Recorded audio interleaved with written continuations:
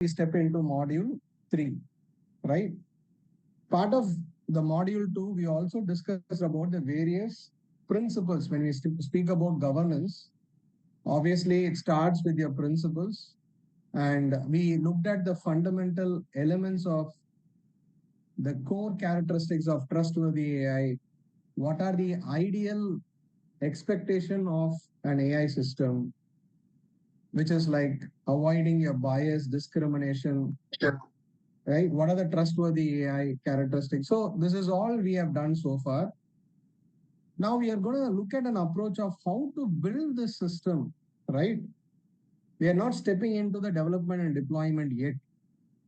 We are going to look at an approach of how to build the system from scratch. So what it takes for you to know what are the right ways to build the system. What is the approach? That is what we're going to look at module 3, right? Now I'm going to look at, okay, a different way of taking this, because the IAPP slides does cover the content a slightly more theoretical way. So I'm trying to club two things here. Okay. I'm going to take a very interesting document which is called as implementation of EU AI Act. So when we look at your AI implementation, there can be multiple approaches that you can build your frameworks, correct? One approach will be looking at the laws.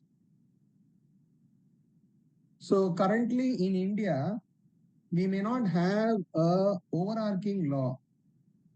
Right now, we have one at European Union. South Korea has one law. These are examples of laws which are very comprehensive. In US and other places, there could be a lot of sectoral laws, but a comprehensive law is what will help you to know how to implement AI requirements end to end. So this is one of the approach where if you are working in these regions, then ideally you can look at a perspective of building your entire compliance framework in alignment with law of the land. Okay. The second approach will be, let's say you are focusing on standards. So you want to build your AI governance with regards to a certification standard, because your end objective is to showcase the outside world you're compliant. You could be a product industry where your products has to sell in international markets. So you have to show that you're compliant to the international audience, international customers. So one of the common certification standard which is now preferred is 42001. So ISO 42001 is a commonly referred standard. Now you can build your entire AI governance baselining your 42001. This is one of the approach. You can also look option of NIST AI RMF. So if you are operating in US, so this is also a very good approach, because if you might be required to work with US federal authorities, NIST AI RMF will also be a very good baselining approach. Okay. The third approach is what we called as principle-based approach. In a principle-based approach, let's say you don't have any law of the land, or neither you have any standards that you are looking right now. You can build your own custom framework, incorporating the best practices that comes from the AI principles, like we discussed about your OECD. There are plenty of principles which are available in the market.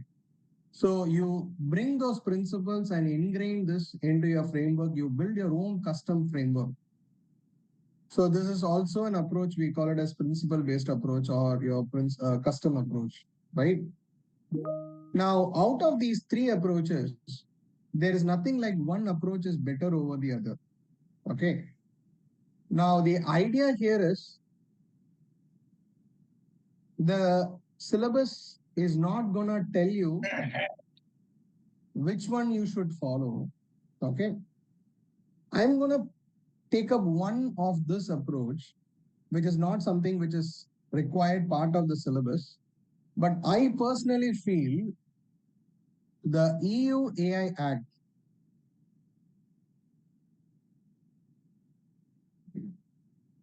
actually this law is very important for your exam. The same law, which is also very, very comprehensive in nature. To an extent that if you follow this particular law, you will be compliant with most of the legal regulatory requirement. In fact, to a standard like 42001, you will not feel there is a delta or a gap in terms of too much of additional efforts are required to become compliant to a standard such as 42001. So what I'm trying to give you as an approach is, I'm not asking you to follow EU AI Act as an Indian company. You remove the word EU AI Act. Just look at the requirements in that law. I feel it's a very comprehensive law to the extent you can look it as a framework and you can adopt this as your approach, and this will help you more or less to be compliant with whatever is going to upcoming. Let's say India is going to bring a new law.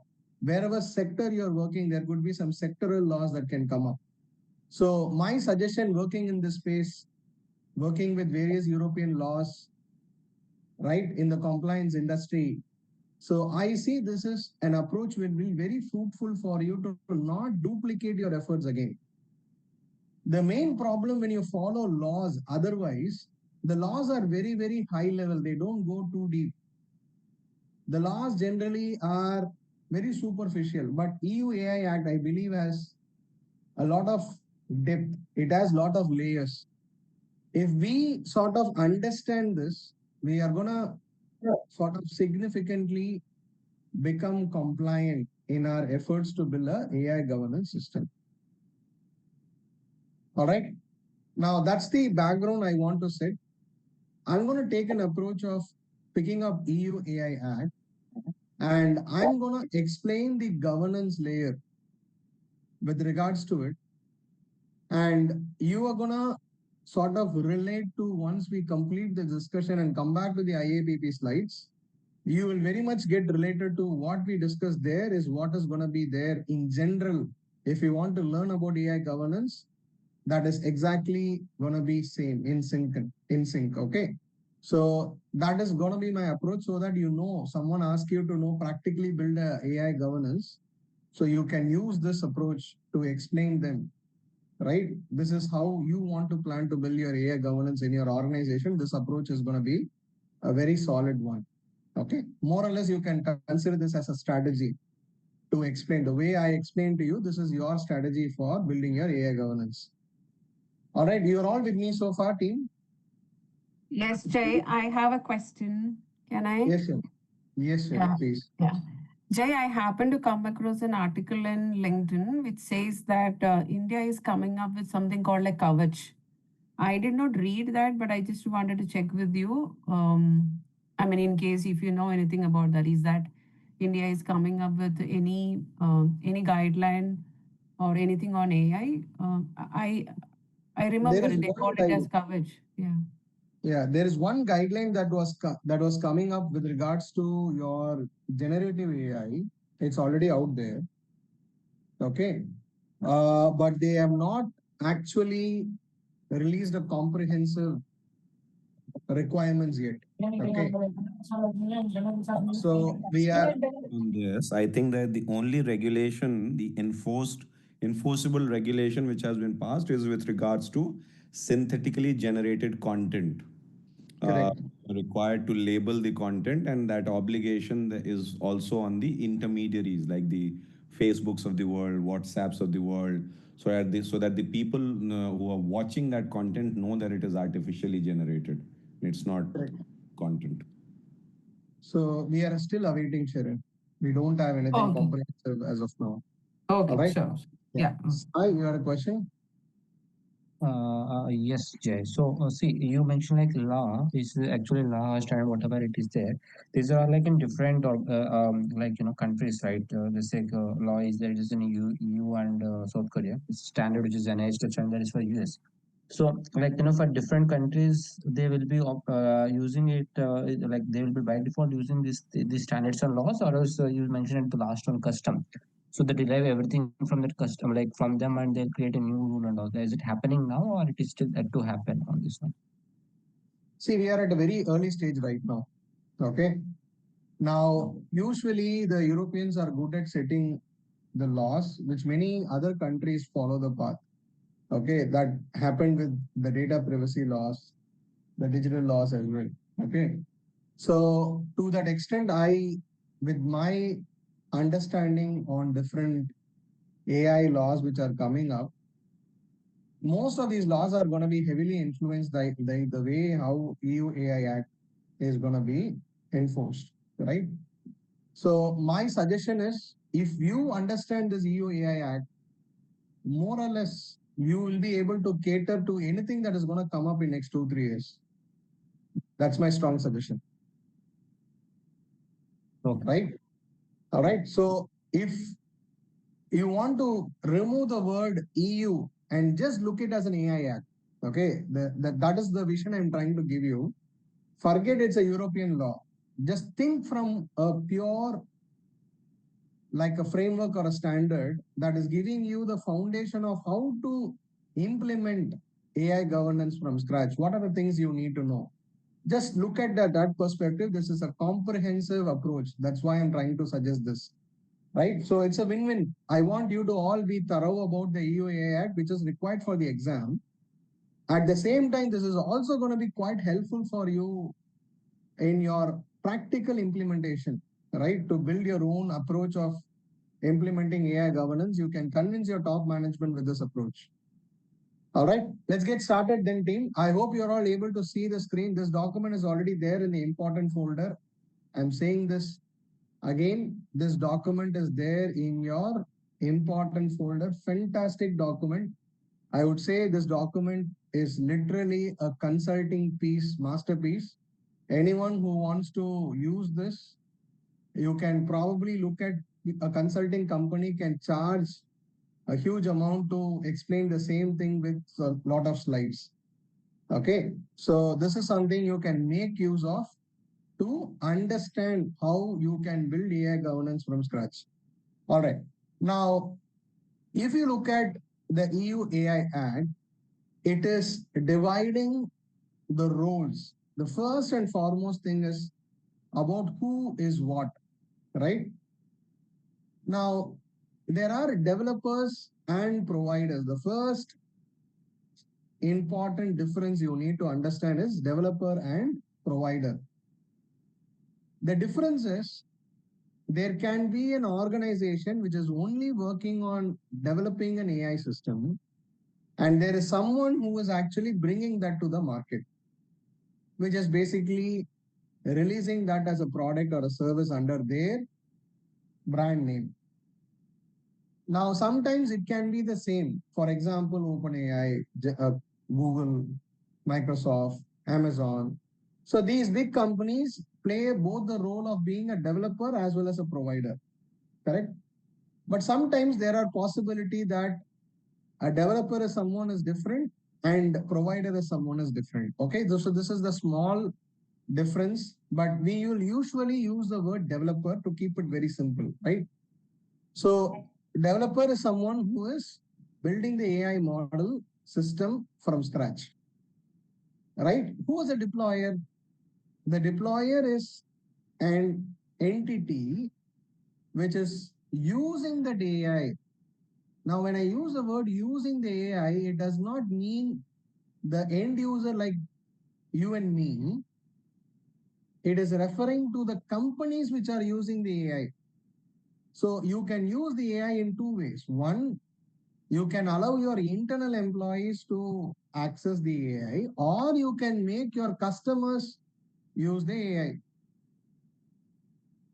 So in either of the case, whenever you are using an AI which was developed by someone, you will be called as a deployer. So what will be the role of us as individuals? Either when you are working in an organization or a customer who is directly accessing these product or services, we will be called as users. Apart from this, there are a couple of more roles. We call it as importer, distributor. So these concepts are almost similar if you take any product life cycle.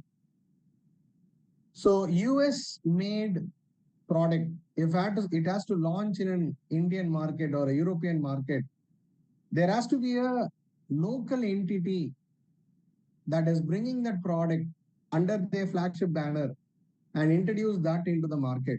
So they are called as importers.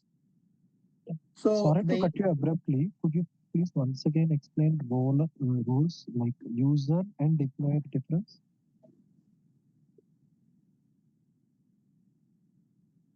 provider and deployer is what you're asking, right? So the provider is, provider and developer. Provider is the term which the consolidated term where someone is developing and placing it in the market. Or sometimes an organization will only play the role of building the AI system. Okay, that is the main difference. So when you are developing and giving it to someone else because you are given that mandate or you specializes that, like a software developer, a provider is someone who's going to place it on the market. That's a main fundamental difference. All right. Now, in terms of, where was I? Okay. In terms of the importers and distributor, the concept remains the same. Let's say you want to bring that product into a new market, you will have an importer who bring this under their trade name. Now, there are specific obligations on the importer because they are introducing that product into the local market. So the regulators are going to catch hold of them. Plus the distributors. Distributors are someone like consulting firms who take those products and services to the hospitals, insurance companies, banks, right? So like if you have a security software solution, right? So distributors are those integrators, right, who take that solution to the actual part of your day-to-day interaction. That is your example of your transparency obligation. Okay. We are going to discuss that. Can YouTube analytics also be a part of this? Sorry? YouTube analytics like YouTube or social media can be a part of that is not interaction with you, no? So think about system which is interacting with you, right? In a way that you give an input and you see the output and there is a user interface usually, right? Yeah. Mainly to do with your interaction systems, interactive support systems, right? Yeah. Now, in terms of low risk is where you can neglect this category, which is like you're using a spam filter within your organization, right? AI, which is used for gaming purposes, right? Recreational purposes. You can ignore this category, which is low risk. Okay. Now, this is how the EU AI Act is categorizing the AI. Now, this is what I would recommend you as well, because what is the fundamental of risk management? You need to understand there are always finite resources. You cannot put all your emphasis on all the different categories, correct? You need to allocate appropriate resources, focus on your high risk, ensure that your non-compliance is dealt. So that's the fundamental of risk management, right? So your risk classification is a wonderful resource of implementing this within your organization setup. All right. So you don't need to follow what is defined in the EU AI Act as the prohibited case only. you can expand that list, right? That's something which I would leave it to you to take a call. At least someone has made the study to identify these 8 AI use cases are prohibited because these are all proven use cases that went wrong in the world in the previous history of last 10 years or more than that. All right, Virender, you had a question? Yeah, a couple of questions. First is the way the NIST, RMF is there for AI. Is it similar to what EU AI Act also says, or is there a difference the way they approach and the way these guys approach? So there are so many approaches, right? Your NIST AI RMF also is a risk management framework which has an approach of dividing the phases, right? In terms of govern, map, measure, and respond, correct? It has the flavors of that will be the same, but each one has their own way of building the controls around it, right? EU No, no. AI Act, yeah, what was the question? Did I get No, your question? what I was trying to understand is the way they have categorized the identification of risks, right? And then you categorizing it whether it's unacceptable or high or transparency obligation. Is it on a similar lines with NIST, No, RFM no, also, no. or is it I totally don't in think contrast? it is going to be different because I don't think US folks likes to be calling anything as prohibited, right? Because Okay. those are the people who created all the prohibited use cases. To be honest, in the first place. All right. Yeah. And second question was there are some references annexure 1, 2, and 3 and all. What does it mean? If you Sir, see I there's don't an have annexure things in 1. my memory, right? I generally don't have things like memorized in a way. What is annexure 1, 2, and 3? It is gonna have references. Like you don't need that for the exam to be particular, but this is like one of the reference. Like that, there are 42,001. It has so many list of controls, right? The intention is you be aware of what it needs. You need to take the call. Are you going to follow NIST AI RMF or are you going to 42,001 or are you going to follow principles based approach, right? So that choice you need to take what is suitable for your organization, right? No. So Got yeah, got it. yeah. Last question, Jay, is that for the exam, what is recommended by you? Is it the EUAI Act, or should we also look at NIST? Should we look at 42, or is it that we follow the book? So EU AI Act is the most important element. That is the reason I'm taking this approach. It's a win-win for you. Okay. Out of whatever reference you quoted, this is the most comprehensive approach as well. Okay, compared to NIST, compared to 42,001, I feel this is even better. Okay, the only reason is it gives a structured approach for governance. 42,001 goes into controls. NIST goes into the control. You are required to answer as a governance expert, right? Most of the question is going to test you to think in that way. The exam is going to test you how will you interpret a scenario and answer it. For that, governance is the most important layer. So this is the approach will well suit you in terms of your preparation, right? I'll anyway speak about the other two references. Okay. Yeah, thanks. Yeah. Now coming back, why I keep saying EUAI Act is a fantastic reference is you will not see many such laws, even if you take NIST AI RMF or ISO 42001, are they going to the level of governing a system and also a model? I doubt. Okay, the reason is the EU AI Act again has a bifurcation. So far, we were governing the AI system. It also governs the model separately. This is the reason the big companies are not always releasing their product as a finished system. They also release the model. So you would have seen if you are using a chat GPT or if you're using Gemini, these guys actually use the competitors models as well. Have you seen this? Have you seen they use models across the different AI interaction systems. If you have noted, you can actually select between the different types of models. Am I right? Yes. So the reason Yes, we for that can. is, yeah, the industry is evolving in a way that everyone is building their foundation model and they are letting these foundation models compete with each other. They are trying to build an ecosystem where anyone can pick up the foundation model and build your own business cases on top of it. So this requires a different types of governance, because so far we looked at a product, a finished product, or we looked at an AI system. This is how the usual governance mechanism usually works. But here you are looking only a model which is only a component of an AI system.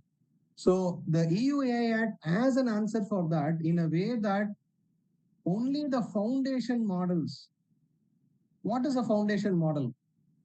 We call it as general purpose AI model, which is developed with enormous capabilities, which are all usually LLM, large language models, which has billion to trillion parameters, trained on large volume of data at self-supervision at scale, displays significant generality and capable of competently performing a wide range of distinct tasks, correct?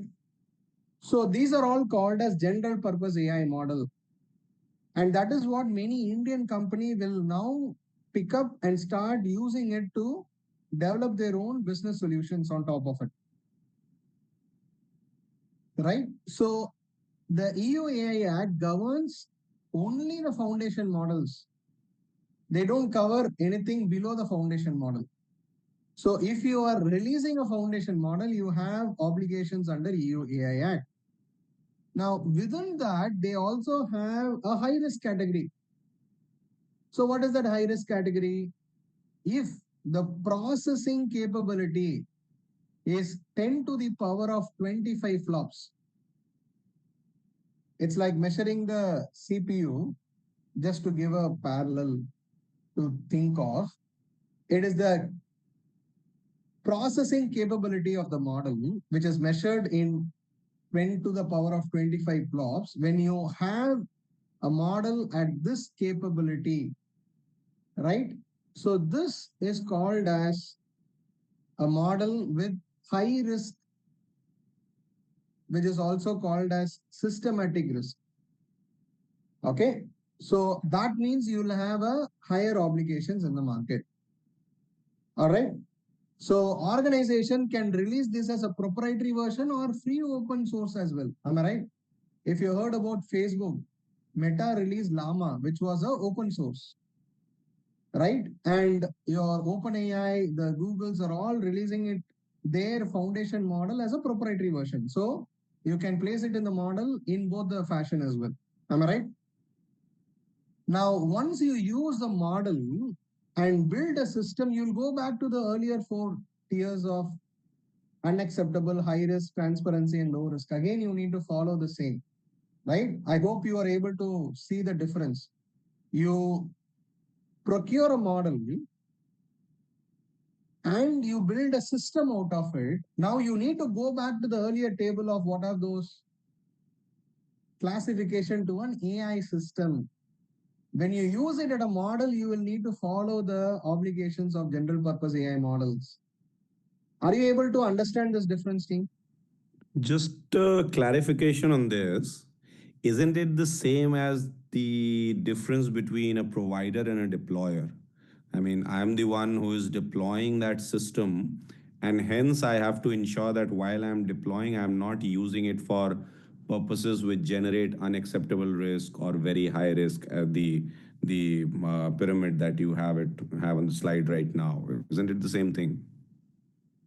Not necessarily, sir. There is a possibility of the deployer can use an AI in the form of a system, in the form of a product, in the form of a model. There are different ways you can use it, am I right? I hope you see the difference, right? So Yeah, this that's approach possible. is to cover the 3 different spectrums. That is what we are trying to look at here, okay? So the first 2 spectrum is covered as a system and a product. The third spectrum is looking purely from the angle of a model. Okay, when the model is used to build a system on top of it, that goes back to the earlier pyramid, right? Now you will become a developer in that case. When an Indian company procures a foundation model, now you build a system, you will become a developer of that AI system, which many Indian companies are not aware of that story right now. They all think they are still deployers. Okay. So I hope you are able to look at this So I, overarching sorry, So, structure. Jay, I one just want to question. understand. This general purpose is basically all the purpose is generally for research and development or anything that the AI is used for. Uh, it becomes high risk when the certain amount of threshold is reached. Is it? I was just explaining that sometime back, which I said high risk means for a model, you need to meet that computing capability of 10 to the power 10 to the 25 power flops. 25 flops. Yes. That is when you call it as a model with a high impact risk, which is systematic risk. Sorry, systemic risk. Okay. I just want to know the reasoning behind it. Is there any particular reason why that level it becomes a systemic risk? It's a technical definition. If you want to explore this, there could be certain things behind the scenes. You Okay. go and look at ChatGPT when the first time it released the GPT, right? You will see the 10 to the power of 24, 25 lingering around that. Okay. So there are certain things when the foundation models were evolving. So they Okay. want to define a benchmark. How A will we baseline. identify a foundation model? That's how Right. they arrived at the number. All right. Got Okay. it. Thanks. Virender, No, just I got a little confused. I'm just trying to understand. Like, say, for example, somebody uses Hugging Face and then starts developing something on top of it. So will be that person will be called a developer, right? correct, correct, And now let's say, for example, they have carved out something out of it, and then they would be deployer. The person who is going to deploy in a particular environment, be it any environment for that matter, will be called as deployer, right? Now correct. this Yes. Hugging Face is the service provider who is basically product or platform is being used to develop something which is in line with the requirement that are there from an organization standpoint. Is my understanding correct? I'll just give you clarity. It will help everyone here. So let's say your Google developed your Gemini. So when they developed this, they were a developer. Now Correct. the same organization, when it allowed the Gemini to be used by their internal employees, they become a deployer. Correct. They allow their customers to use it, they will also be a deployer in that case. Okay. Yes. Yes. This is one way to look at it. Now, an Indian organization like Infosys is procuring that Gemini AI Hmm. foundation model. Now Hmm. we are trying to use that foundation model to solve a financial business use case. Right. You now extensively train on that foundation model and build on top of it as a software as a service solution, or you integrate with the existing software as a service solution. You have now assumed the role of becoming a developer. You will become a developer of that AI system. Simple. Now, there could be a scenario where, let's say, people typically leverage these models, be it Hmm. SLM, MLM, or LLM, whatever, depending upon their size requirement. Now, people typically have started building agents, and then they build the agentic AI framework and the workflows. Now, there are multiple agents catering to multiple use cases within a particular organization, be it automotive, Correct. manufacturing, Correct. financial, whatever. Now, in that scenario, now all of these people who are consuming within the organizations are going to be are going to be what? Users within the organization, you're all users. So there will be users. The people Correct. who are deploying it will be the deployers, That right? is the The people who organization are which is deploying it. developing is are the developers. Correct. Correct. Okay. Yeah. Okay. Yeah. And now, once we have this classification and role understanding, then you will have to identify based on the roles that we have, what kind of risk could be with that associated system or a product or a service which could create an impact on the organization. Am I right? Correct. Correct. You Could are be able to unacceptable, connect that. high Yes. risk, whatever. Yes. All right. Uh, Clear. Thanks. so Thank you. Sharon, you had a question? Yeah, Jay, I wanted to understand. You mentioned that 10 raised to 25 flops, right? So how this flop is being defined as This is just like a deviation. technical, it's like a technical parameter, simple as that. Okay. So when a model is capable to operate at 10 to the power of 25, it has enormous capabilities. That's the way you can interpret that. So it's how a do you define number. what is a supercomputer? So it's a Right? number that will define, right? Correct. It's a technical parameter. How do you define a computer versus supercomputer? It's about the computing capability, right? So Ah, because okay. So And that flop, yeah, it's like a deviation or a mistake sort of, I mean, within, is that how flop means? a flop is a measuring unit of your computation, right? Oh, So it's a okay. unit. It's basically a technical unit of measuring the computing capability. Okay. Okay. Sure. Anand, you had a question? yes, sir. Just to clarify, if me as a head of an organization, let's say a small scale organization like an office or something, were to create a custom GPT with ChatGPT, which is again a large scale model, and we exclusively solely use it and deploy it within the organization. For the purposes of regulation, would I still be considered a deployer or a user, as in provide a deployer? You will be deployed. There is no doubt about that. Okay. If I have to extend your question a bit, maybe that's something running in your mind, you want to put it in the way, I'll explain this. Yes, sir. Okay. So at what stage I can become a developer? I'm training it, I'm updating it, I'm exclusively training on a different types of data set. Now, will I become a developer for that? The question is about the developer has given certain terms of use. When you extensively modify the core parameters, then you will become a developer of that system. Understood. Okay, clear? All right. Yeah, thank you. Sampath, you had a question? Yeah, probably extending to the questions that have come.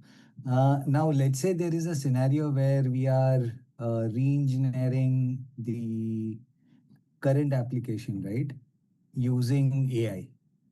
Okay. And now the AI is auto-generating the code, doing all the parsing and doing the testing and then deploying the code finally for production use. Now, in this scenario, what all in this technical obligation per risk class roles, right? Would we need to consider and monitor? In this case, we have to consider and monitor. I didn't get what your question is like. No. What is our obligations? Yeah, what are the obligations and what are the checkpoints or roles that need to be We will monitored? discuss that, sir. We will discuss Oh, that. Your topic will extend to the broader discussion of our obligation of the role. That's a bigger topic. We will anyways cover that. Okay. oh, okay. Sorry. Yeah. All right. No worries.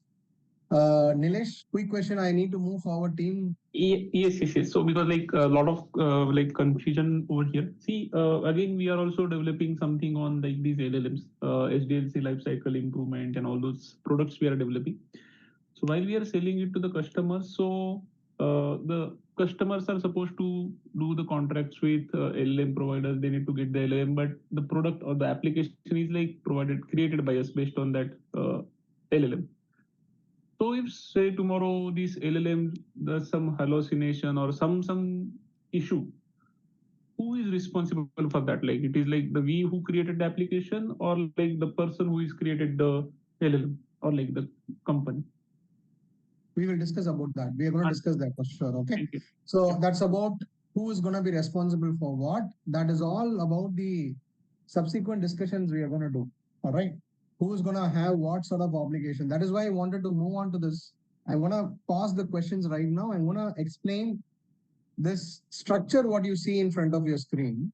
Okay. So this is translating your discussions on risk classification levels and translating that to the set of obligations, right? But now if you look at, you are seeing different types of role. You see there is a provider, there is a deployer. A provider can develop different types of system, which is high risk, transparency, obligation, low risk. You can also develop model. The model can be, which is basically general purpose AI model. You can release it as a free version, or you can release with a proprietary version. You can also end up a model with systemic risk, which is attaining that particular 10 to the power of 25 flops. You see the set of obligations. See, this is not an exhaustive obligation list, but some of the core obligations purely from a technical standpoint, we have covered this. And in the exam, you are going to be tested around these words which you see on the screen. Trust me, if you understand these words, what you see in front of your screen, you are going to answer a lot of exam questions correctly. That is why I brought this document for you. Okay. Now, you look at these obligations. For a high-risk AI systems, you need to have a proper risk management system in place, which is the entire governance of classifying the risk, knowing the obligations, who has to do what, everything is defined, right? The end-to-end risk management system has to be there for a high-risk AI system. You break down the entire life cycle, there are going to be different stages. The data layer, the data gets translated into your model development. The model development reaches model testing. Then it goes into the user interface. I'll show you one more diagram to explain that flow.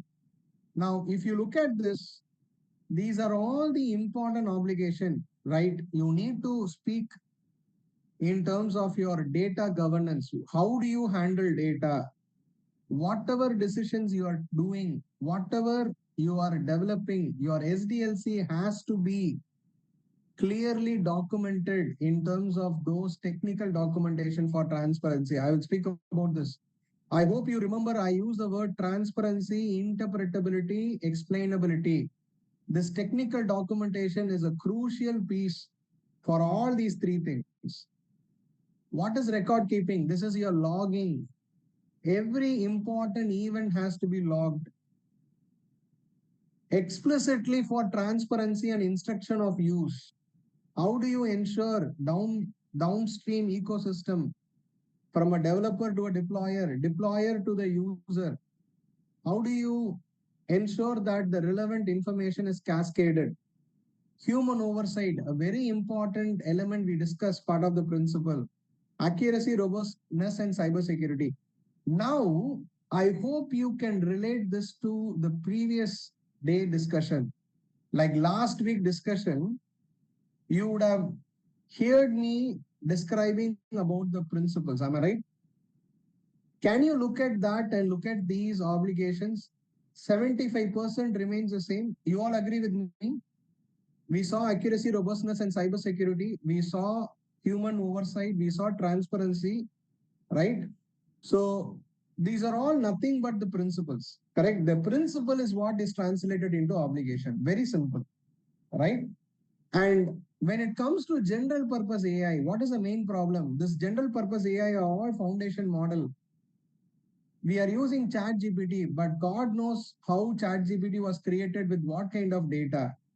Was it scrapping the data from internet, which includes any copyright data? right? So if we are procuring a foundation model, we are going to build a very expensive SaaS solution with that.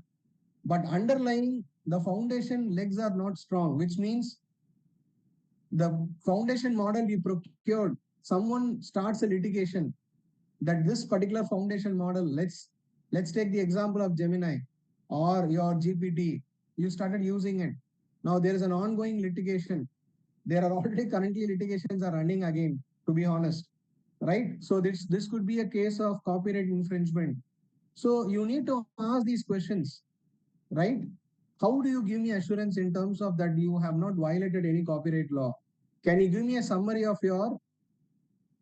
training data, not the exact data, summary of your training data, right?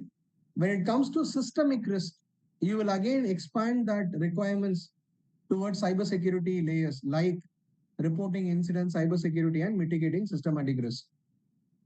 Now, in your exam, you need to clearly understand the provider and deployer obligations, right? See, the provider is someone who is developing or placing it in the market, right? So you need to understand where do you stand in the food chain as an organization. To be honest, most of the Indian companies will be acting as a deployer. Am I right? You all agree with me? We are not going to be those big companies who are building the foundation model like your Google, Microsoft, OpenAI, right? But we are probably those people who will use those foundation model to build those fantastic solutions which will solve the business problems that is required for all the different industries, correct? So most of these Indian companies will play the role of a deployer, correct? Now you need to know as a deployer, what is my obligation, right? So in that case, what are the important obligations? See, you need to follow the instruction of the developer, very important. The developer has built the system for a certain use case with certain capabilities, certain restrictions. You need to follow the terms of use. Now you are deploying it, you need to monitor the incidents. You need to look at the quality of input data that you are using for fine tuning. Human oversight is a common obligation. Event logging is a common obligation. The one which is more important is I have highlighted in the yellow, which is you are required to do impact assessments. Why the deployer is required to do an impact assessment, not the developer? Anyone? Why does a law like EU AI Act is asking the deployer to do the impact assessment rather than a developer? Because the deployer is the one who is owning the data. Using it. Owner of the data. Owner of the Use data, case controlling the data. specific. So Deployer will get to know how it is impacted to their organization. Yeah, how Okay. they are using and where exactly they are using, they will be knowing the use case, Okay. right? Okay. Fine. Anand, you are the first person to raise the hand. Yes. I just, it's pretty much the exact same thing. I think use case is often very specific to the person deploying it and often may require interdisciplinary approaches because you might, depending on how you use it, you might bring into play other laws and regulations. So, yeah. So the right answer is all of your answers combined. You play the amplifying part. Am I right? As a deployer, who takes it to the end user? It's not the developer, it's a deployer. Am I right? You make it available to your own employees or to your customer. So there were a lot of accountability issues. I hope you remember we had a discussion about the self-driving car which killed people who are walking in the pedestrian. Am I right? yes. There were questions of accountability. Then at that particular time I said, who brought this solution to the floor, who brought it to the market? They are going to be the first people caught by the authorities. Now you will look at your interrelationship between your developer and you through your contractual obligation to indemnify yourself. Am I right? So now it's very simple. The deployer cannot play the victim card saying, hey, I don't know what is the developer has done it. I have no idea how the system works. So you cannot actually use these arguments anymore. You are going to be answerable to the end user and to the authorities, full stop. Right? So keep this in mind. In any given situation, your impact assessments are directly responsible of the deployer because you are taking it to the end user, not the developer. All right? So Jay, how about the provider? What the role in provider here? What provider will do? I didn't get your question, Ashwin. No, what I'm saying, what the provider role here then? So provider, deployer, and developer, right? No, sir. Provider and developer are one and the same. Let's keep it simple as a developer and deployer. The difference is who brings it to the market will be called as a provider. Otherwise, let's keep it simple as a developer and deployer, right? So for us, the developer is the one who is bringing to the market. So I'm removing the word provider to keep it developer and deployer. So it makes it little easy, right? All right. Got it. Now, this is what is important, right? There are certain common obligation. If you look at here, the monitoring part is common. Human oversight is common. Event logging is common. This is common to both developer and deployer. Okay, respective to their obligation, both of them are required to do those activities. Right, block. In that, you have the first three. If you can scroll up for a minute. Just one Can you hear me? Yeah, tell me. Yeah, in this, if you see the block provider, you have first three: high risk, transparency, and low risk, right? Now, there is no unacceptable there. Why is that like that? Unacceptable means you cannot touch it, na? There cannot be obligation when you are prohibited from doing it. Oh, okay. Okay. So, yeah, that is why you don't have any obligations, right? When you touch it, you are gone. You are going to attract the highest penalty. Okay. And second question on the same block, if you go slightly up. Yes, sir. Tell me. I know what is there. You tell me what is there. If you see the second block, there are these GPI models and all that, right? Now, these are models, but where are they under the risk class category? What is the risk? No, I'm saying if you see the first three, and then the corresponding obligations, right? What I need in high risk, what I need in transparency, what I need in low risk, right? Now, under the risk class, if I see GPAI model with systemic risk, fine tuning, right? Now, why are they coming under risk class? So this is also categorization only, right? So this is also a categorization. How do I relate it to high, or how do I relate transparent to it? Not exactly high. This is where the general purpose AI model itself is a risk category. Am I right? Why do you govern a model? Because it is a general purpose AI model. It's a foundation model that is having enormous capability. In that, there are two variants. One, you can release it as a free version, or you release it as a proprietary version.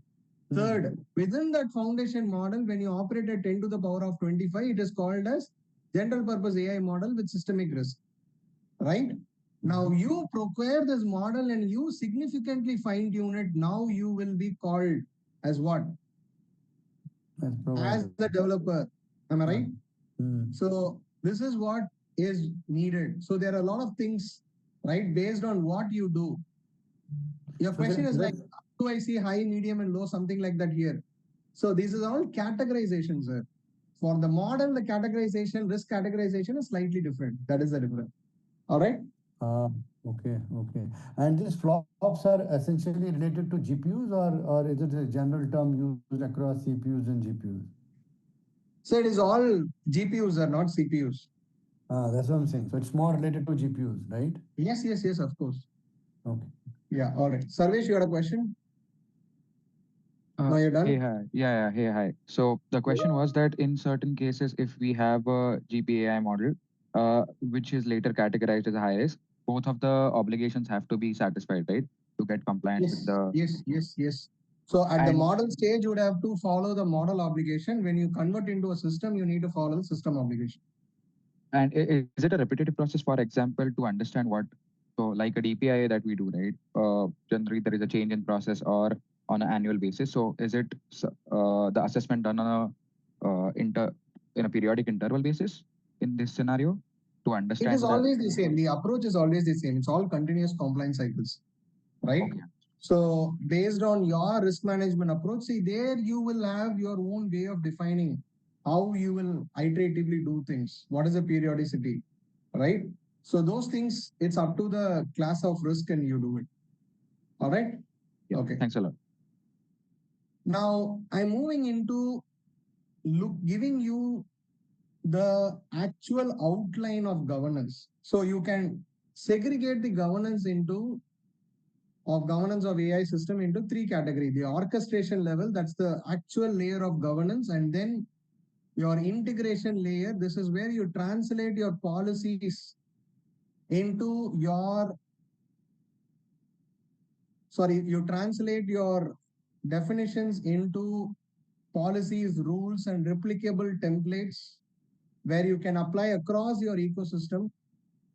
And then your execution layer. This is where you will actually do the activity and collect the evidences. So it's simple. We sort of look at whatever we discussed earlier as obligations, right? That has to be done on the layer of execution. This is the actual execution life cycle. You have project planning, the data engineering layer, the modeling layer, the deployment layer, right? So we are collecting the evidences, which is decided part of your orchestration layer, right? So your direction is defined in the orchestration. Your oversight is defined in your governance layer that gets translated based on your risk classification into repeatable process, into your infrastructure layer. That is your integration layer. And finally, the execution layer is the field on the ground. When you start doing these respective activity, you start collecting evidences where you execute the things as defined. So these are the three ways the system works, right? Now, this particular document will go in terms of explaining these actions one by one. Okay. Maybe we will not be able to look everything in detail. Okay. Let's look at, they have given one example. This is a self-serving hospital. They have developed their own AI. They are deploying their own AI system. Okay. Now, for this, they want to sort of explain all the high-level activities. Okay. So in short, we will discuss whatever, for example, if you have in terms of the orchestration layer, okay, or in terms of integration layer, what exactly happens in these.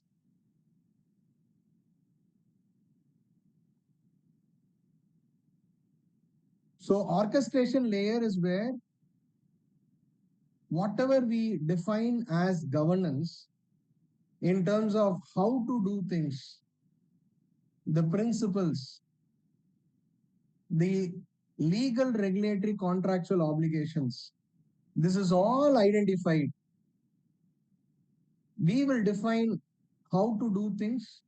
We monitor if things are going as expected.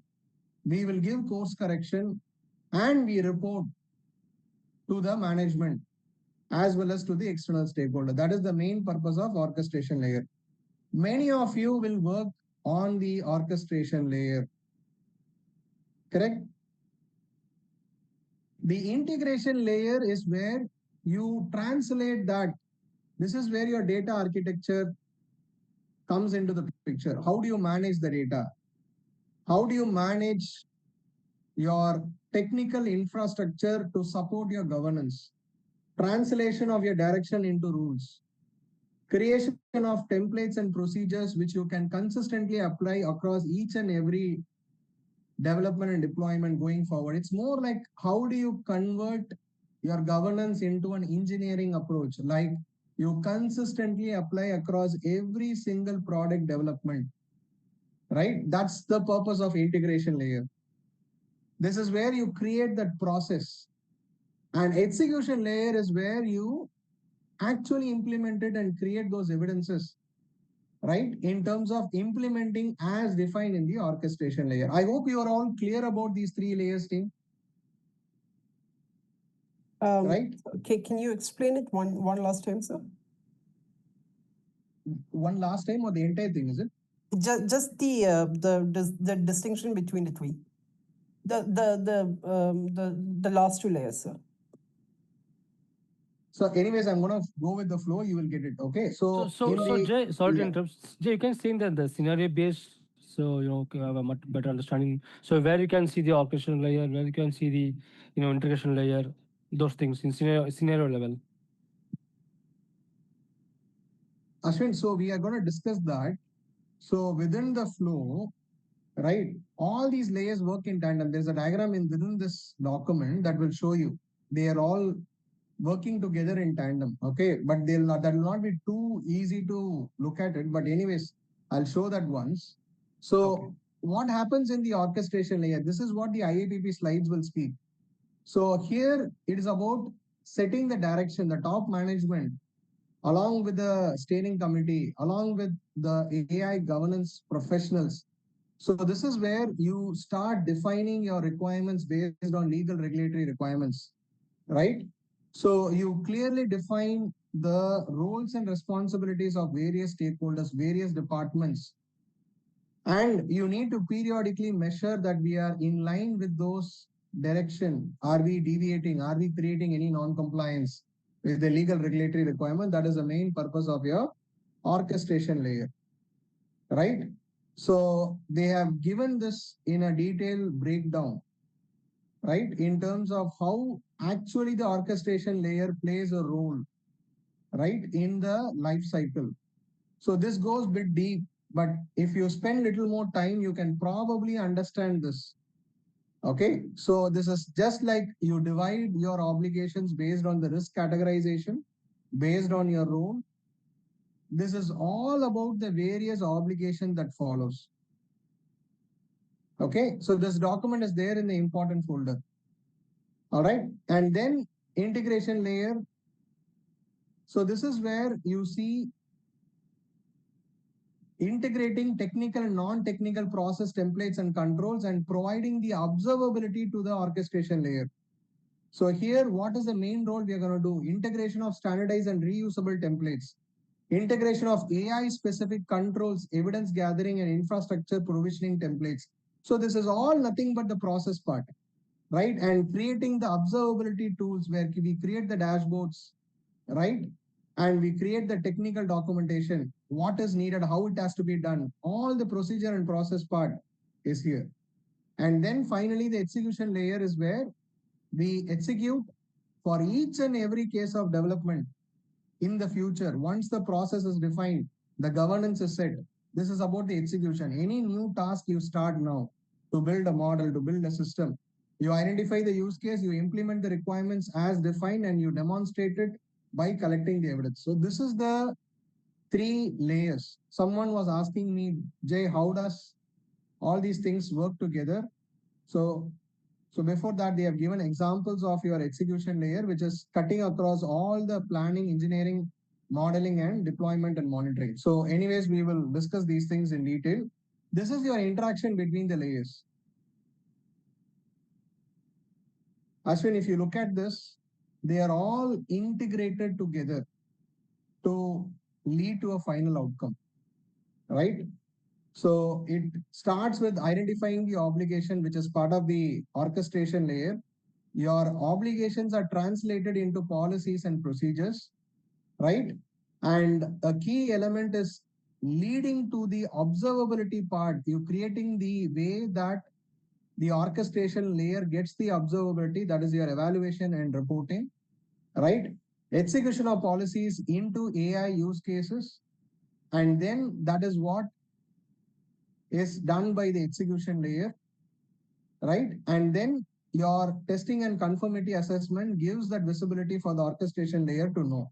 So this is all interconnected. All the three layers work together to create an effective AI governance. All right.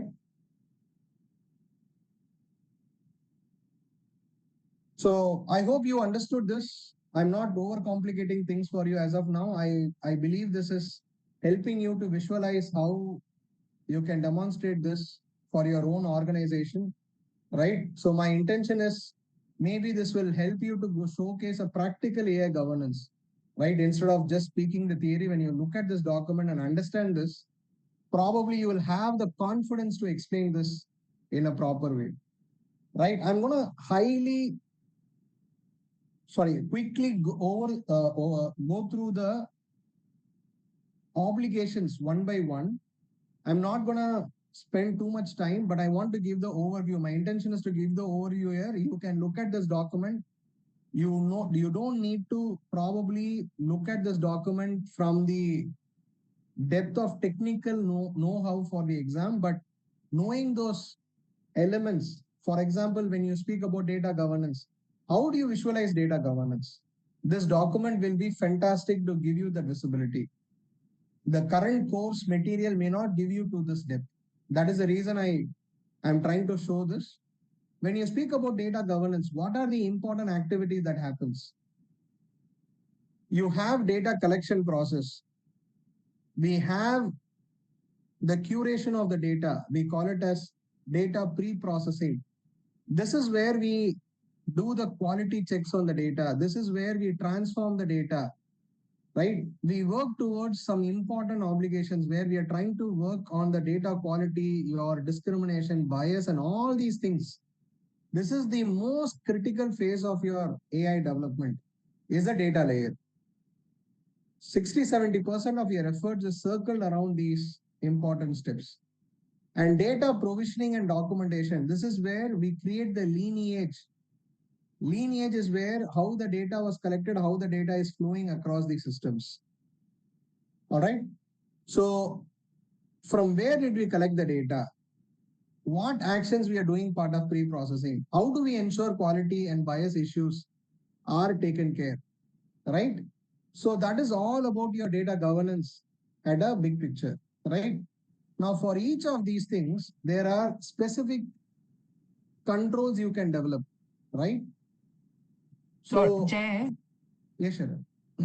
Yeah. So we can then bring this particular aspect in our AI risk assessment, right? This data quality, all these 4 steps. Absolutely, yes. Okay. This is what we are going to do part of your AI risk assessment. Okay. Okay. So yeah, these are the checks and balances we are going to do actually. I'll also show you some AI risk assessment elements, which is specific to information security as well. This is from the data governance layer part. All right. Now, yeah, one basic question. Sorry to interrupt. So, yeah, like say now these LLMs are already been created by these big organizations. God knows from where they got the data and everything. But as you said, like we are at a deployer level. So, do we still need to do all these assessments? You need to ask those questions part of your procurement. Okay. Right. The second part is when you procure and start building on your own, you need to know that when you become a developer, you still need to follow these obligations. Correct? Okay. Got it? Yep. So it's an important at any stage when you are working in AI governance, we need to know these things. We don't know as an organization where we will end up. Are we going to be a deployer always, or we may also become a developer at some stage for whatever we procure and we are building on top of it. Am I right? Okay. Yeah. So what's the main purpose of data collection process related governance? We need to know from where we are collecting the data, who is the source of the data, are there data privacy compliance, are there any intellectual property violation, right? Or any copyright infringement. These are the areas where we mainly focus on your data collection process. Data pre-processing, this is where we will work towards your data labeling, data enrichment, data quality and bias. We are trying to ensure the most problematic issues is your data layer. We need to remove the outliers, noises, build the quality, remove the biases, and understand it is impossible for you to make your biases zero. There is going to be an element. unless God created something, as long as humans are behind any sort of mission, there is going to be a bias. Correct? So the approach is always to bring the bias within your control. And finally, data provisioning and documentation. This is where we are trying to create the data lineage. How the data from collection to internal stages, how the data is moving, right? So they are given the best practices as well, part of each of these activity. What we do part of data collection, you need to register, build a register of collecting the origin of data. Data has to know the source. Are we having a lawful basis when it comes to personal data? So these are some of the important checks and balances. When it comes to pre-processing, the main activity could be labeling if it is a supervised or semi-supervised learning. This is where the data transformation layer happens, correct? And finally, in terms of data quality and biases, how do you take care of this? They have given in your approach the relevancy of the data, ensuring the statistical properties. I hope you remember a bias, right, which is related to the sampling size. Am I right? So here the statistical representative nature of that will help us to tackle this problem statement. So they are also giving you some technical controls to transform this, right? Representative, it's purely in terms of diversity factor, completeness of the data, free of errors. So this is what exactly we do part of the data quality and bias. So if someone asks you what exactly happens in data quality and bias, these are the important checks and balances. So, Jay, Right? here we talk about data encryption, something like that, when it comes to data processing, data encryption. Within AI, we work in the form of tokenized data. Okay, so it is not an encrypted data. Tokenized data is as good as like an encrypted data. Okay. Okay, so it's like a data which you cannot interpret. Only the machine can interpret what is it. All right. Okay. Got it. So data lineage is about ensuring that we know the head and tail, how the data is moving within the. I'm sorry. I'm words, sorry to. I'm Yes, sorry. sure. I'm so sorry to cut you, Jay. On that question, okay, that encryption. Encryption is more of securing your data, right? Would that be Correct. considered under a data quality? No, Okay. that is not. That Yeah, is okay. about securing a data at storage and transit. Yeah. Okay, fine. Correct. Thank. Yeah. Yeah. Now, So in just going further, can you just zoom in a bit because it's a bit difficult to read.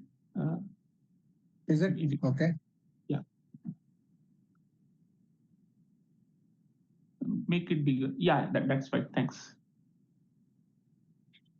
So that's all. That's about your data layer. Okay. Now record keeping. Record keeping is, this is nothing but ensuring that we log the most important things that is needed for your compliances.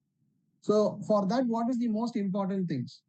So you need to know what are the logs that is needed from us to demonstrate compliance. Correct? So during the development, you have log which has to be maintained, which has to be identified, recorded, and maintained. And the log is required also after deployment, which is post-market monitoring. So the logs are required in both the stages. This is very important. So part of the log identification, first we need to know what are the important logs that is needed for technical documentation. So there is a document when you see a foundation model such as GPT, they call it as model card. In the model card, they release these important matrices such as your accuracy, precision, many of the statistical properties, key logs to demonstrate compliance. So all of these things are captured. So how do you build the technical documentation and model card transparency requirement is to first identify what are the important logs that needs to be identified. For example, they are giving an approach, right? they gave an example of a AI which is deployed for a hospital scenario, right? So they are saying you need to identify the situation where the product might pose a risk, safety, and fundamental rights issue. Under what condition these risk might be considered unacceptable.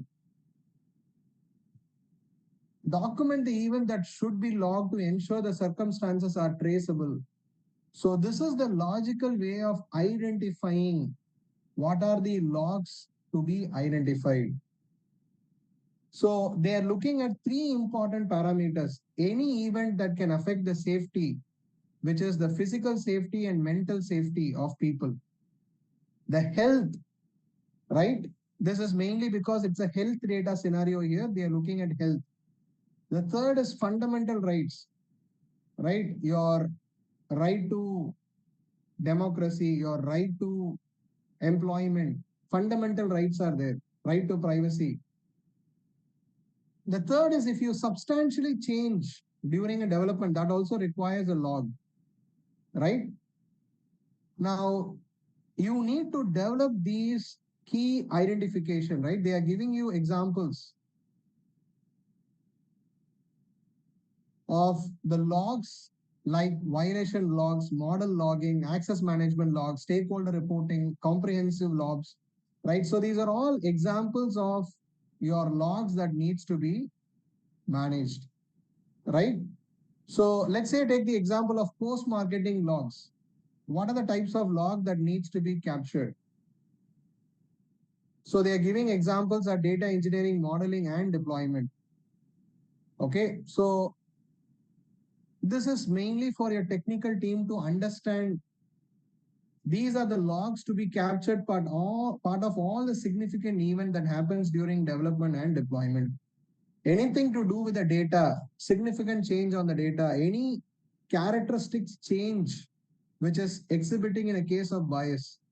So these logs helps for the team to analyze where are we going wrong, what needs to be adjusted. I hope you recollect an example I said Amazon used a system where they were trying to use it for filtering the candidate's resume. Am I right? If they had a proper log management, to the extent they could have studied the characteristics of the key decision-making parameters. Am I right? I'm just trying to hypothetically connect the dots for you to think. Am I right? So that is the importance of your log management. Log management from a technical standpoint is important. From a governance point is also equally important. Right? Gaurav, you had a question? Yeah, Jay, quick question. So this document, we see several references to various acts or sections. In the exam, can we be expected to answer questions on specific acts, or just a general knowledge or awareness would do? If I say you have to memorize all the numbers, definitely you will not write the exam, sir. 100% am I right? None of us will be able to remember. We need a personal AI assistant with us, correct?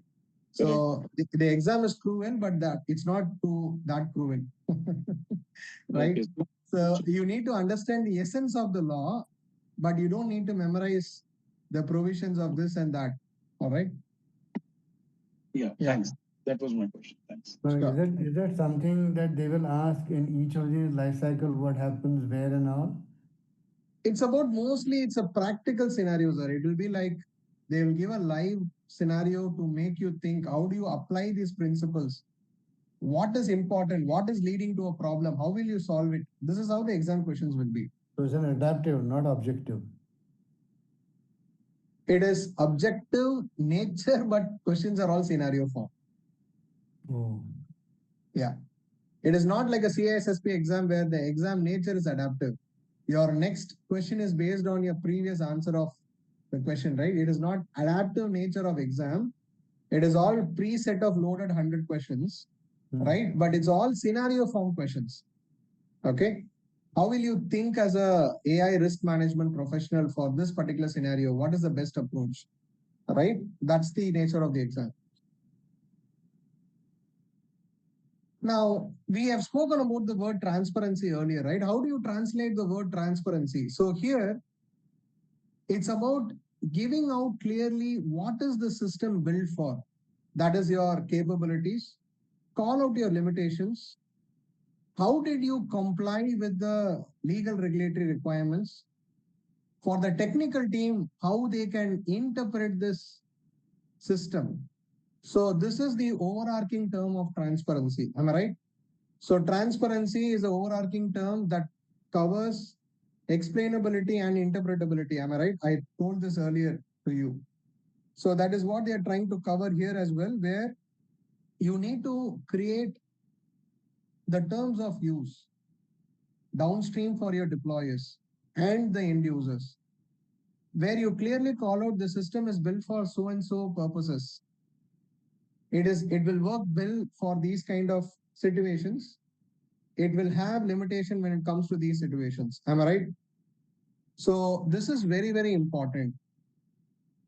And helping the deployer understand how the system was built in compliance, right?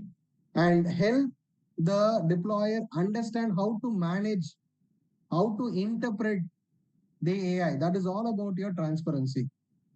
All right.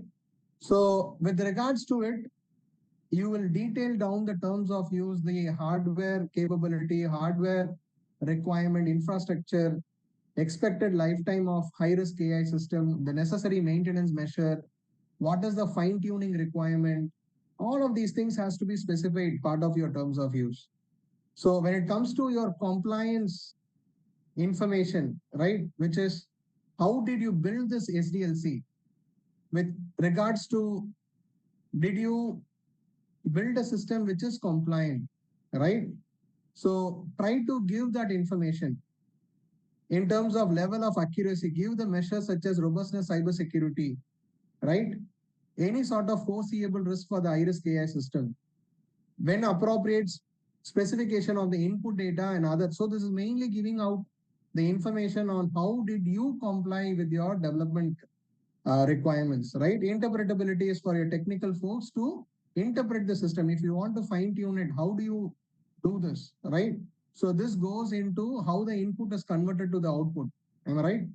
So here you are trying to give those technical elements like your SHAP, Lime, and all those tools will help you, the technical elements to help you to convert the input to the output interpretation, right? That's about your interpretation. Now, again, they have given some best practices, right? You can have a look at it. Like I said, Virender, you had a question. Just one a little bit lost. Point is that when you take a system, be it let's say for example, Chat GPTs of the world, OpenAI basically, or Microsoft or Google. Now, when you do this data assessment, right, or a governance or maturity assessment, will they be will it not be difficult to get all that support from these service providers when we are doing this kind of risk assessment on the data side? If the world was ideal, sir, yes. It is not ideal, na? It is, they will simply say it's a proprietary system. They are not going to support us with all the required information. Unfortunately, that is how the SaaS solutions of the world are working today. Am I right? Point is that for organizations, it will not be a full-fledged assessment to really identify the kind of risk that the system, AI systems has, right? As a deployer, yes, you will have limitations. Okay, so basically you have to go with the understanding that there is some acceptable risk, which is probably much more than your residual. That is something you are going to ask the developer in terms of your contractual due diligence questions. Right? Okay. So that is where many people are not understanding the layer of governance there. Right now, we think, okay, we are procuring a solution from a very big stakeholder. That means we are not going to face a risk.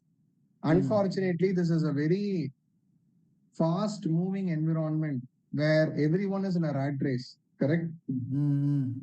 There is so much of mistakes that are leading to bigger complications. So how many people are afford to ask these questions at your due diligence stage? Are we identifying the red flags? That is the main intent of being a deployer from the if a big takeaway for you from this course is going to be that. All right. Yeah. Yeah. Sachin, you had a question? Not a question, Jay. I just wanted to pitch in some information and maybe you can shed some light on it. So, as you might have noticed that during the training, we keep getting these questions about accountability, transparency, how do we know all the risk and all. There is something called as software bill of material in SDLC. And similarly, most of the regulators are coming up with this concept of AI bomb. AI bill of material. I believe if that is covered in this course, I think I'll be more than happy. But if that AI bomb is trying to address all these questions that we have been getting. So, question to you, Jay: is this covering that AI bomb? Not sir. No. Okay. AI bill of material is like whatever we are discussing that is cumulative is going to be called as your bill of materials, am I right? Absolutely, absolutely. We don't have this readily available at this stage of AI product industry, right? We have reached to the stage of having model cards, system cards that is explaining us. The BOM is slowly picking up as a requirement, right? Unless it's mandated as a practice, we don't see that is going to come up, right? So that's the next step where you create a bill of materials, then probably you are going to give a very transparent picture of your SDLC, isn't it? Right. That is unfortunately right now a wish list for a deployer. Absolutely. Okay. Thanks, Jay. Sure. So we still don't have that answer for a SaaS solution even till today, am I right? Yeah, with so much of dependency on third party vendors, it is becoming a challenge. That is the same challenge it is getting translated here as well, correct? Yeah. These big companies are these bullies, right? These dudes, they don't sort of help us to be transparent, get the transparency, right? There is always an inherent risk when we work with these cloud service providers and SaaS solutions, isn't it? Right? Yeah. Just like their boss, right? They don't cooperate, right, with the deployers to give a proper transparency. All right. Yeah. Nilesh, you had a question? Compliant with this AI EU Act? Sir, I didn't get the hidden tail of your question. Your voice is breaking probably. Yes, Raminder, you had a question. Yeah, I just wanted to address the previous question. You see, many of these risk managements are taken care, from my experience of handling the AI contracts and all that, is through the contract. So two important things, limitation of liability and indemnity. So if a company, like always, they will put their side limitation and you have to kind of check those things. Who is liable if they get sued? So usually the software companies say that any such cases coming out, then we will protect you as our customer, usually in SaaS. I'm not very sure whether all companies are doing that for AI solution. Absolutely valid, sir. That same concept is applicable wherever we are sort of dependent on the product or service providers who are largely big corporations. They have their way of working, right? They define the contractual terms. They have their definitions on indemnification and all these things, correct? So it's very important from our organization standpoint. That's why I feel a lot of legal people shy away from AI governance. I think they have a lot of good role to play when it comes to your techno-legal part of how do you validate the risk, right? How do you indemnify as a deployer from the AI mistake, developer mistakes, correct? So a lot of these areas will have a lot of focus from the AI governance standpoint, right? End of the day, whatever we are speaking, the contractual terms will stand in front of the law, isn't it? So it's very important that indemnification clauses, how do we understand the obligations?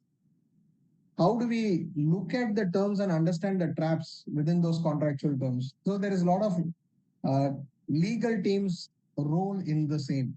All right. Now, before I'll take the dinner break, I'll quickly cover a couple of more obligations. The human oversight. So human oversight, we generally call the human in the loop, human on the loop, human over the loop. These are all indicating how human presence should be in the case of development, right? So mainly when it comes to your human layer, the expectation is the human operator to monitor the operations, right? So this is called your human in on the loop. Human in the loop is AI system is aiding the input, the human is taking a decision.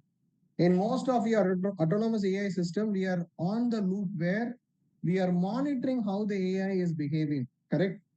This is the most important expectation of your AI governance, right?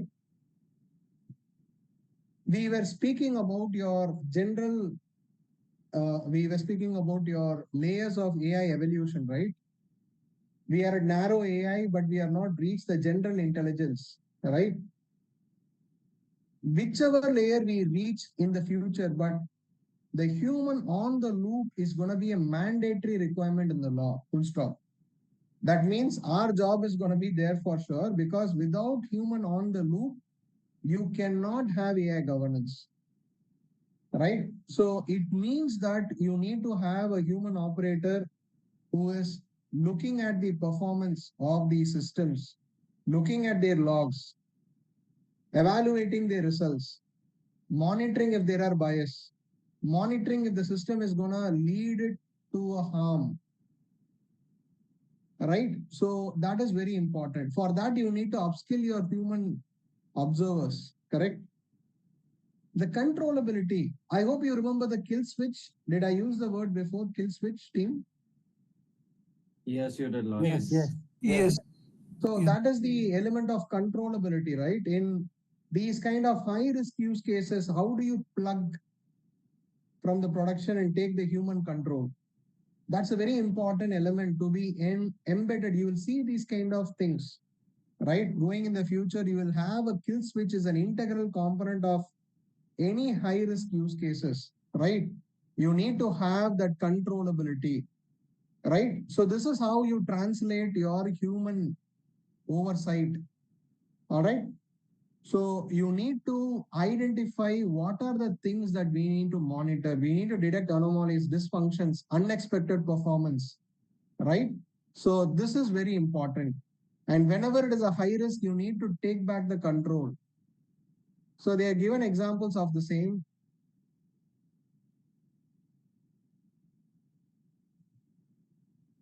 Accuracy, robustness, and cybersecurity, right? So this is closely related in terms of the output as well as ensuring that the risk management elements. So accuracy is your reproducibility. Earlier, we discussed a term called resilience. Am I right? Team, if you remember the term resilience is something we discussed earlier, right? So we discussed at that particular time, it is about your reproducibility, consistency, right? So ensuring that we have the AI exhibiting an accurate output. So mainly the accuracy, they have split this to remove the hallucination part, right? Which is, it is giving a consistent output. Robustness actually covers your redundancy, the resilience to the attacks, right? How as a system you are able to sustain in a live production environment. The world is not an ideal place. You are going to be attacked by your competitors, hackers, right? How are you able to withstand these threats? A threat can also be an overload of sudden spike on the users. So that is all about your robustness. Cyber security. Cyber security is your information security risk. So I will be covering the cyber security element. I'll show you one more document which gives you an excellent overview of how do you develop your information security specific risk assessment for AI ecosystem. That is something I'll discuss tomorrow, right? And you can translate this into respective controls, like they have given you examples as well here. So have a look at it. So that's just giving you the metrics, right? So metrics based on the kind of learning mechanism. Is it supervised, unsupervised, self-supervised? This is your agentic AI, right? So in that case, what are the relevant matrices? So this is very important for us to measure that is needed for your robustness, correct? So this is about your key matrices. This is what gets documented when you're releasing a product. You need to showcase robustness. You need to showcase your accuracy. You need to showcase your cyber security, right? These are the common types of attacks: data poisoning, model poisoning, adversarial attacks, confidentiality attacks. I have one more slide when I go to the IAPP slides to showcase you what are the common types of attack as well, right? So with that, I sort of conclude this document, right? I think I have achieved whatever I wanted to show you. When I go to the IAPP slides, it will be very straightforward for you to correlate whatever we discussed so far to the IAPP content. So make use of the document. That's a wonderful illustration of governance end to end, right? And you can confidently explain. Someone asked me, Jay, how do I sort of showcase this during an interview? Like, I don't have an hands-on experience. When you look at the document, you can, if you're an experienced person, you can build your own case. Use AI to crack AI interviews, right? Use the document to know what needs to be done. How can you showcase the way that is explained as if you did this, right?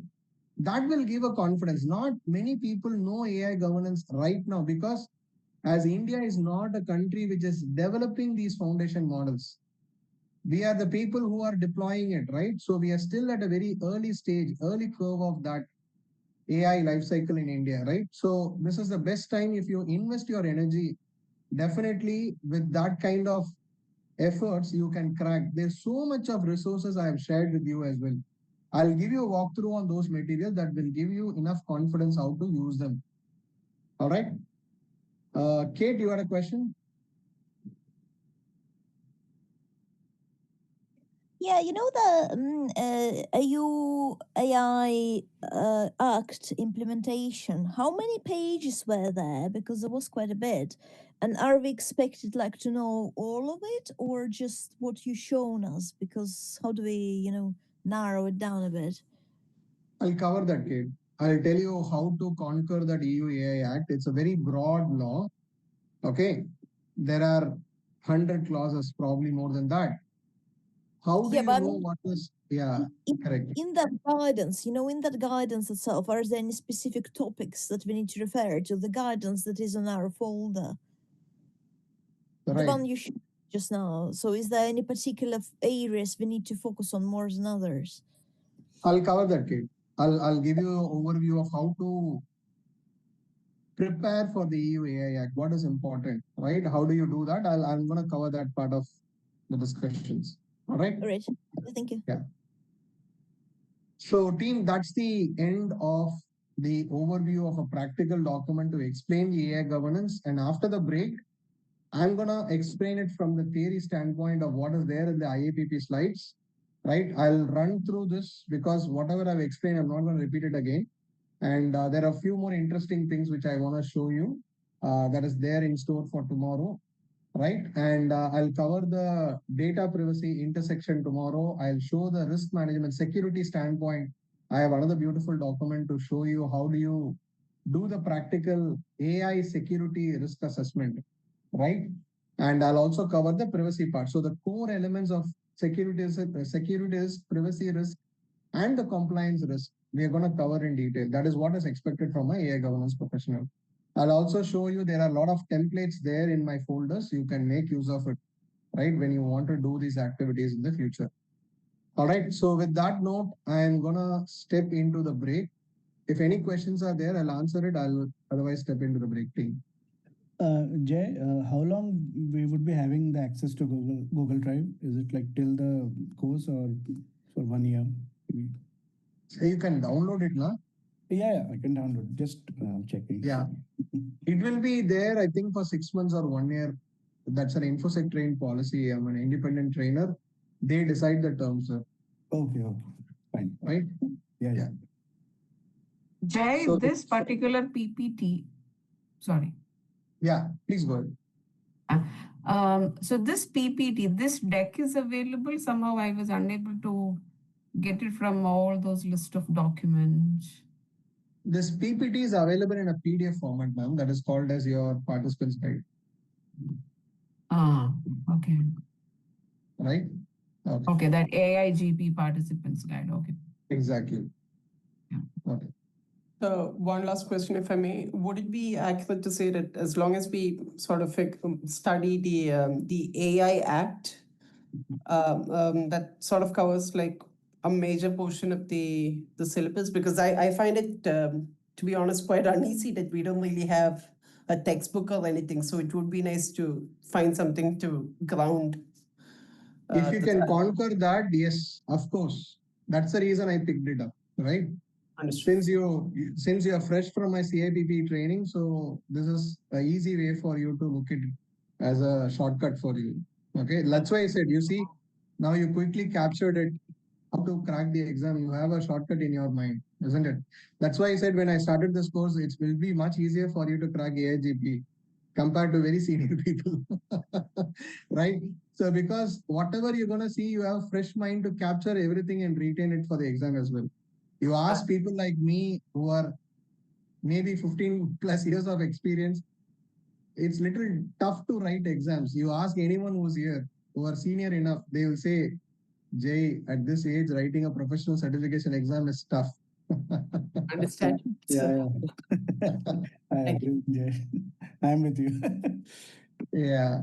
So no, yeah, but yeah. Sorry to interrupt. Yeah, just want to check how much of time do we really need to go through this EU-EI Act, right, in order to make sure that you are ready for the exam? Do we need I'll cover that, really? sir. I'll cover that, sir. See, EU AI Act is very vast. Exactly. I'm saying Yeah, it is very vast. You from an trust your exam trainer. You trust your trainer. I'll tell you where to focus, what to focus, how to conquer this beast. All right. Yeah, I'll very tell much you what important from an exam standpoint. See, I don't have a cheat code with me, what question is going to come to you in the exam. But I worked for 4 years with IAPP certifications. So somehow I can tell you what IAPP likes to test, right? I'll tell you what are the core areas that you should primarily focus when you're preparing for the exam. That I'll definitely do. All right? Yeah, thanks. All right, team. So I think it's time for the dinner break. Okay. We have 9:30. So I kept the clock for your reference. Okay. Okay. So you can look at the clock. I'll be connecting after 25 minutes. Okay. Thank you, team. Bye. So is that half an hour break? Half an hour? It is 25 minutes to half an hour. Even if you come exactly at half an hour, you're not going to miss any content. I'll give that 2-3 minutes buffer. Right? All right. So you be sharp at half an hour, you'll be able to get started with my next content. All right.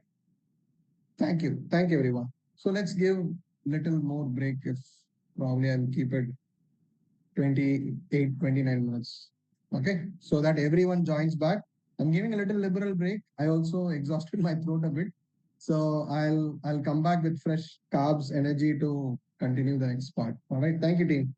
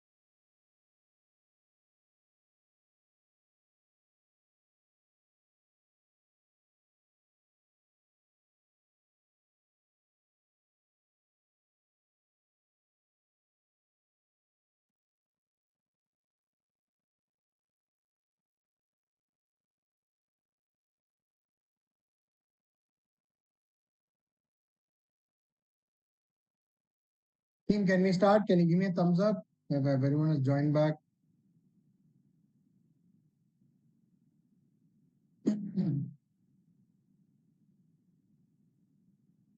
Yeah. So now we will start to look at the content from the IAPP to see how they define AI governance approach, right? So you'll always compare and contrast with what we discussed, right? So here they start in terms of defining the roles of the stakeholders, correct? So what are the roles we discussed? Developer, deployer, and the provider who places in the market, and the user, which is us, correct? So everyone has specific responsibilities, correct? And anyways, I will cover the EU AI Act responsibility matrix. So that is going to be much more detailed. But in general, what is expected from the developer? If you want to answer this question, you need to look at they are the people who decide what data to use, what algorithm they select, what model they select. They handle the raw data. They develop the model undergoing a standard development life cycle. So there is a lot of things which is regards to the development risk. So this is the key elements associated with the developer responsibility, correct? Now, a deployer in general, so let's say if you consider a provider separately from a developer, a provider who is placing on the market, that means they need to think purely from the compliance angle.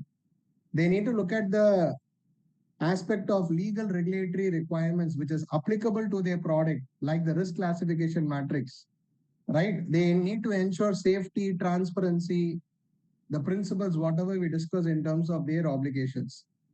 They need to give technical documentation for enabling the downstream stakeholders, correct?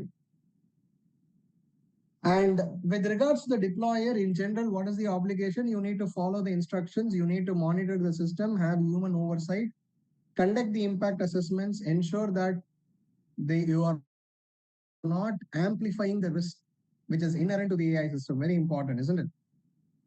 And as a user, what is expected from you? Obviously, you are expected to give a feedback when the AI system behaves wrong, when the AI system is not working as expected. So you need to give that feedback. Feedback is a very important layer, correct? The user is expected to give a feedback to the deployer, and the deployer gives the feedback to the developer and the providers. So that's a very, very important integral component, right? So without this feedback layer, it is impossible for an AI developer and a provider to fine tune or ensure that they are creating a secure and safer versions of their AI systems. Now, there is a question, could be a possible exams type question. What are the factors that can affect your AI governance? The first factor is in terms of your company size. How does company size does matter? The company size has an impact from the perspective of a larger the organization, you're going to see n number of AI systems, AI models which might be working in tandem. So the amount of efforts is definitely high. And so the number of responsibilities, the roles will be also high. Correct? So there might be more detailed granular positions. There might be much more requirements for AI governance in a larger company. Am I right? So they might create specific roles within the AI governance stack. This is the factor on the size of a company. What about the maturity? Many organizations are aspiring to integrate the AI, but are they ready to integrate AI? The reason is your infrastructure should support to run the AI systems, to operate in AI systems. Many of the legacy systems might have challenges, right? So are your infrastructure ready to support your aspiration of being a developer or a deployer? That is from the maturity angle. When it comes to industry or a sector, based on the type of sector you work, your compliance requirements will vary. Example, healthcare, insurance, banking. These are highly regulated sectors. The moment you involve AI in decision-making process, part of your key activities, the regulators are gonna closely watch your AI results, your AI development and deployment compliance. So the which industry sector you work can trigger additional obligations, right? A simple example like HIPAA, PCI DSS, these are all sector specific requirements.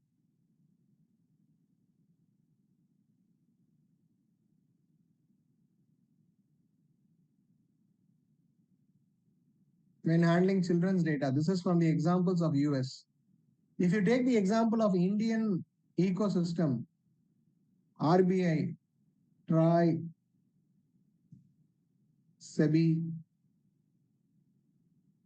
IRDA, these are all the regulators you definitely need to watch out for, right?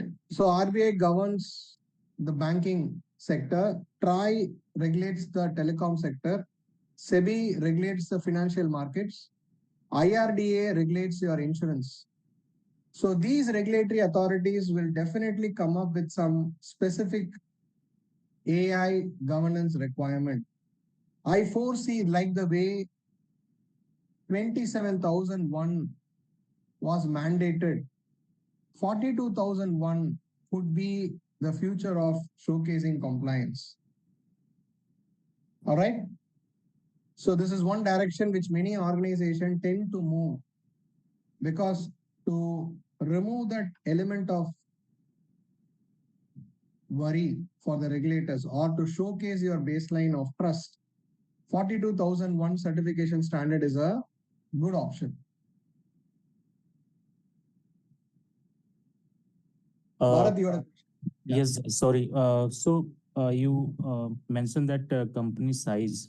So what do you mean by company size? It's terms of employee or either user? Usually the company employee size gives a flavor of your size factor, but also sometimes it's about your number of product and services you afford. That is also a parameter to look at, but generally they are closely linked to each other. But these are the factors, like how do you define small scale, medium, large, right? So you can think from that angle. How do we generally define that, right? That has a factor of looking at. You're not able to hear my voice, is it? Unable, voice drop, unable to hear. Yeah, we can. I'm not sure about the other. I can hear you properly. There's no interruption. So there's someone. No, it's with clear. 786. Yeah, I'm clear. Right? Maybe it is only problem with him. We can hear you clearly. All right, sir. Thank you. Okay, so the other gentleman, 7683, I don't know who is that. Is it a lady or a gentleman? Please reconnect again. All right. Now, in terms of the product and services, this goes very close to what I was explaining from an industry standpoint. So some of your product can be a B2B product. Some of your product and services can be a B2C segment. This will also decide your obligations. Am I right? So B2C, your impact assessments becomes very critical. Your B2B, your contracts become very critical. So based on the type of product and services you provide, this will also decide your governance approach. Am I right? The objective is a factor of how organizations' objective How do you want to bring AI part of your organization's DNA? Many organizations are revamping their vision and mission because there is a fundamental transformation shift that is happening to the extent where just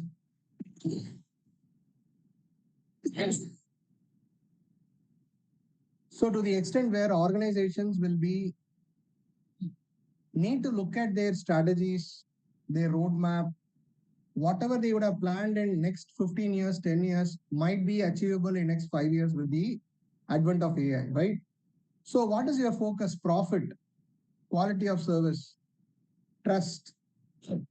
So based on your organization's objective, or you want to be known for what? What is your strategic vision and mission? That is also a factor that will help you to define your AI governance approach, correct? So the last factor, this is possibly an IAPP style question that can be triggered.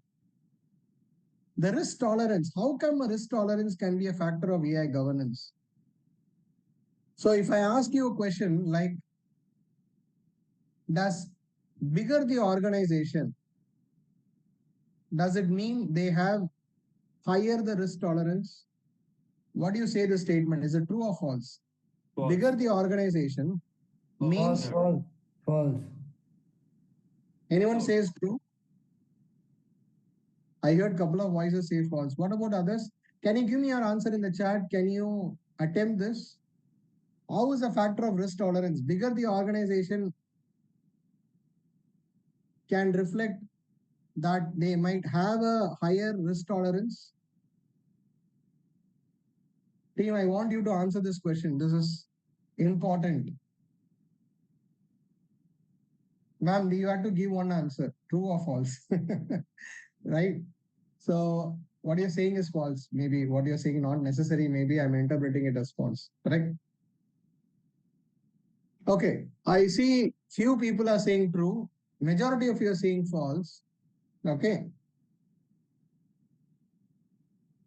Now, who has a higher risk tolerance? How do we define risk tolerance?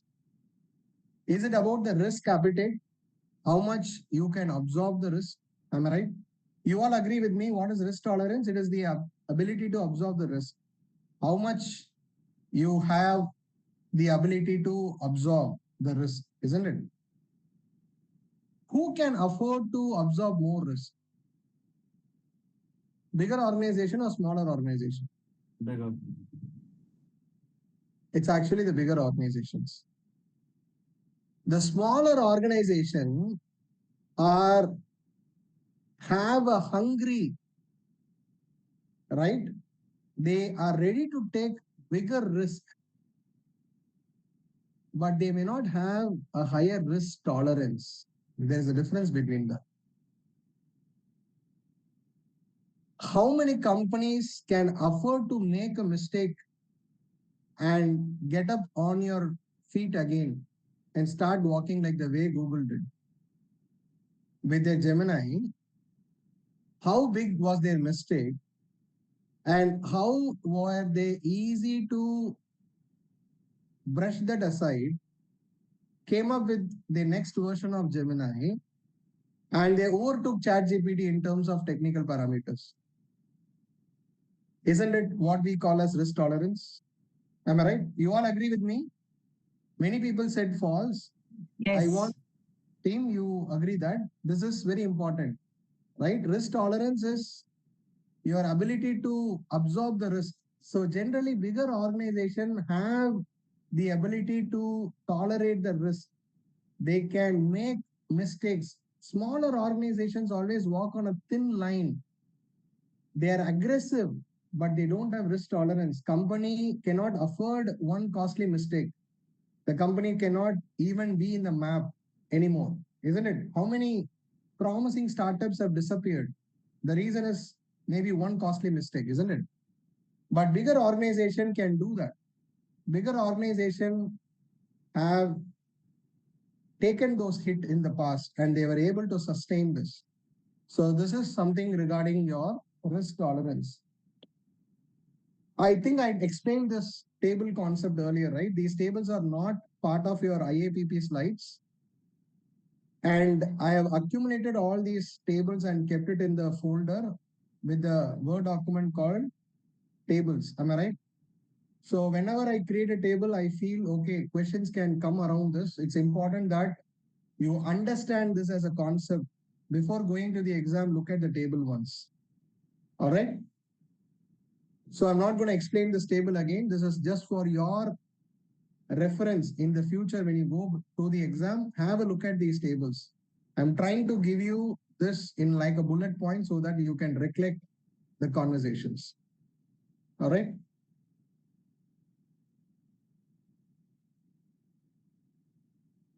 Now, in terms of the governance, you need to start with something as a very important step, which is your use case assessment, right? So IAPP is giving an approach where they are comparing with the NIST RMF. What you see on the screen is an example of NIST RMF. So they are saying a structured process to evaluate the viability, the risk, and the implication. So this is the main purpose of your use case assessment. Should we develop? What are the potential risks? This is a very important governance check, isn't it?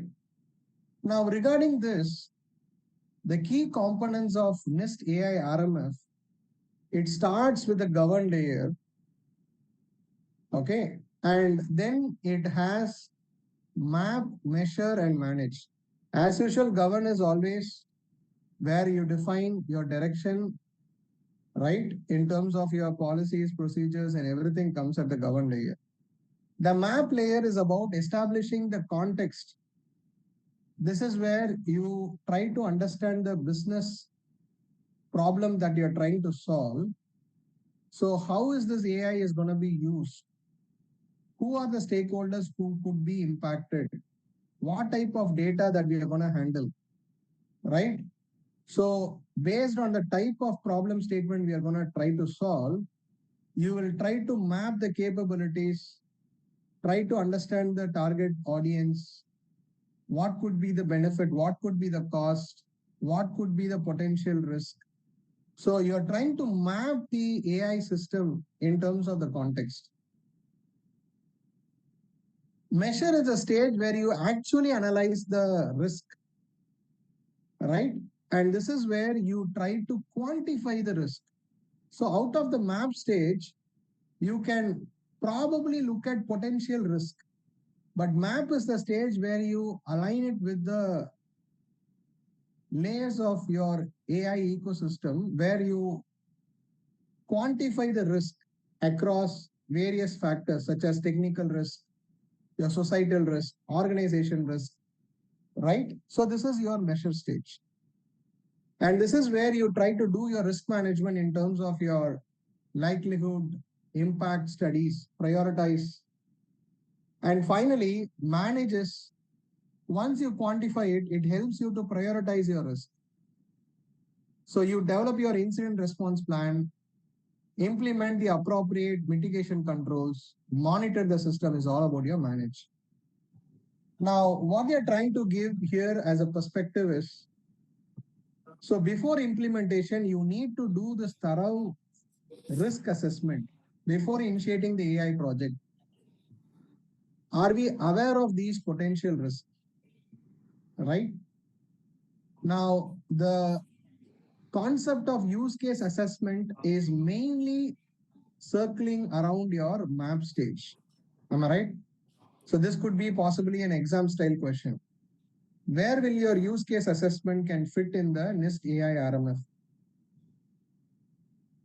Okay. But you need to understand, although it gets initiated in the map stage, it's a continuous action. Your use case assessment is a continuous action where you need to still go through your measure and manage phase, right? So this is helpful to ensure that we are having a clear overview, right, of the product or service that we are trying to develop during the design stage, during your deployment stage, we have a clear risk oversight. That is the purpose. So use case assessment, many people look at the feasibility study alone. No, not necessary. It is like a continuous evaluation till the end of it. We are trying to look at an end-to-end visibility of the risk and trying to manage this. So that is the purpose of your use case assessment. This is the example which is given by IAPP. Bharat, you had a question? Yes, so we talked about a developer and provider something, right? So uh, there is a one slide you have mentioned for the testing purpose, right? So we haven't talked about the testing. This is the like use case assessment you are talking about in terms of testing. So that is like if we are going to filter out any act in our system, so there must be a like testing phase where we are going to like assess the all the use cases, what are the applicable, what are the not applicable. So I'm just my question is like in the role perspective, like in what phases the testing will come? Like if I'm talking about the developer point and the user perspective. So this phase when it comes, like this is in the design, either requirement, whether analysis, either the product deployment. So every phase the testing will come, right? It comes across all the cases, but the testing, whatever you're looking at here, this use case assessment is for governance check. You are referring to the testing that type of testing happens across the layer during a development, during a deployment, post deployment. Testing is a common element. We are going to discuss that in detail as well. Okay. Sure. So for you, the answer of the question is the use case evaluation is not the typical operational testing that we are looking at. This is a feasibility study, and then after the feasibility study, we are looking at whether the decision we took is still the right decision. We are looking at that as a continuous assessment. That is what they are trying to give the reference of your use case assessment. Virender? The question, since it is a govern, function here, now when he says identify risk related to the context, is it based on the EU AI or is it based on the RMF, NIST? So it can be anything, sir. It can be even 42,001, right? So it is basically a choice that you have to exercise before you release, think what model or maybe what system you will adopt in your organization from a compliance perspective, be it 42, be it EU AI, whatever. Correct. So you need to look from that in the map stage itself. What are the things that are applicable to you? If you are operating in EU, then EU AI Act, right? If you are operating in India, right now we don't have a law. Maybe I can look as ISO 42,000 as a potential baseline because I'm planning to go for that certification, correct? Baseline will depend on what is your context and what is the management's vision around this. I got it. Yeah. Thank you. Now, in terms of your orchestration layer, I'm trying to connect the dots what we discussed earlier, right? Orchestration is about direction. For that direction, we did a use case assessment. Then defining your expectation is what translates into your policies. If you look at all these things, this is what we're going to discuss one by one across your development and deployment. Am I right? Your AI policy should address these important areas, starting with use case evaluation, a detailed risk assessment, and your risk management, ethics by design as a principle.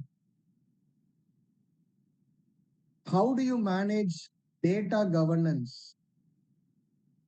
How do you manage your SDLC? How do you ensure your compliance with testing and training? Governance on deployment and monitoring, documentation, incident management. So these are the key domains within your AI governance, which is something which you are going to discuss one by one, right? So till this will be your development, and this is going to be your deployment. Correct? Just one quick question. Can Yes, it sir. be One mapped? request, sir. Can you come little closer to your mic, sir? Your mic might be little far away. No. Can you hear me now? Yeah, better. What I was trying to understand is, can it be mapped to, let's say, UI standpoint, an orchestration and accountability? Kind of a. I'm just trying to map, let's say, what could be in 42,000 and what could be in EU AI Act. Will there be some kind of a mapping there? In this, sir, ideally, your use case assessment, it looks into the fitment, correct? So the fitment is also based on your legal, regulatory, and compliance requirement, right? Sometimes with the very stringent law, it is not suitable for us to be a developer because of the compliance overhead. Am I right? That could be a decision point. I'm just trying to give a hypothetical example. Am I right? So your decisions on use case evaluation will also look at what are the kind of responsibility that is applicable to you. So there you will look into your legal, regulatory, compliance needs as well. Okay. So ideally your policy will be defining based on something as the scope. Am I right? Or sometimes we define a charter. Correct? Correct. So this is an input for your policy. And this scope is essentially where we look into your legal, regulatory, and contractual obligation. So typically, they should have given it in a little better way. So the direction is usually what we say as vision and mission. Am I right? So the direction from the management, like we discussed on the orchestration layer, is your direction, which is your vision and mission statement. So the direction then translates into your scope and charter. So this is where you draw the boundaries. The scope and charter, now you look in terms of your strategy. Strategy is about how do you build this system based on the constraints, what you have in the scope and charter. Based on constraints, what is the best optimal path? That's your strategy. That is your plan. And after the strategy, you will now translate this into your framework. The framework will contains your roles and responsibility. This is actually a typical governance flow, right? The slide we were looking at was mainly from this particular aspect. Am I right? It was showing what does the AI policy should contain. Sometimes I don't completely agree with the flow of the slides, the way they are arranged. That is one of the place. If they are given something like this, it would have been much better, isn't it? We will see this flow again in another chapter. That should have been aligned here. Okay, that was the confusion. Thanks, Jay. Yeah. Bharat, you had a question?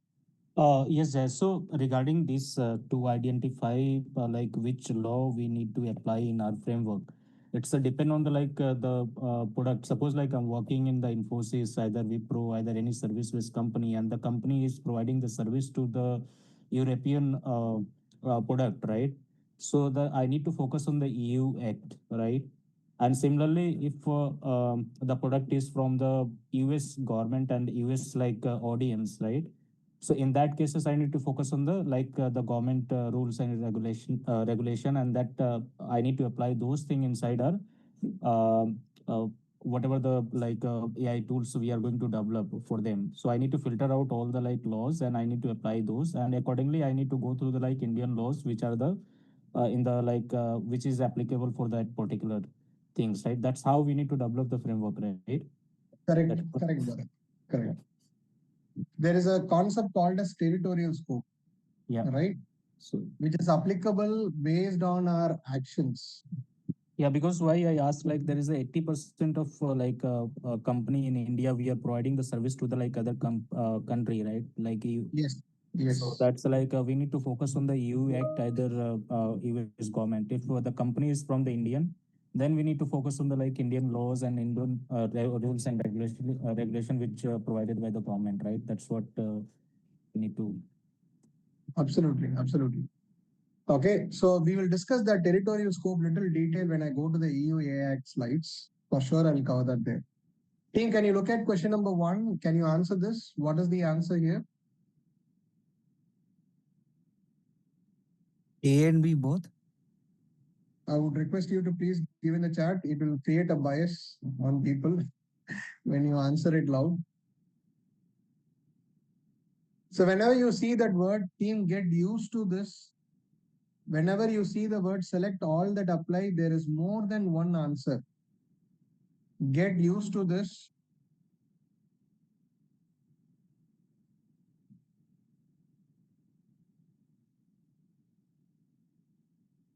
So the answer is here is A for sure and B. No C, no D. A smaller company is more likely to create new AI specific roles. Not really.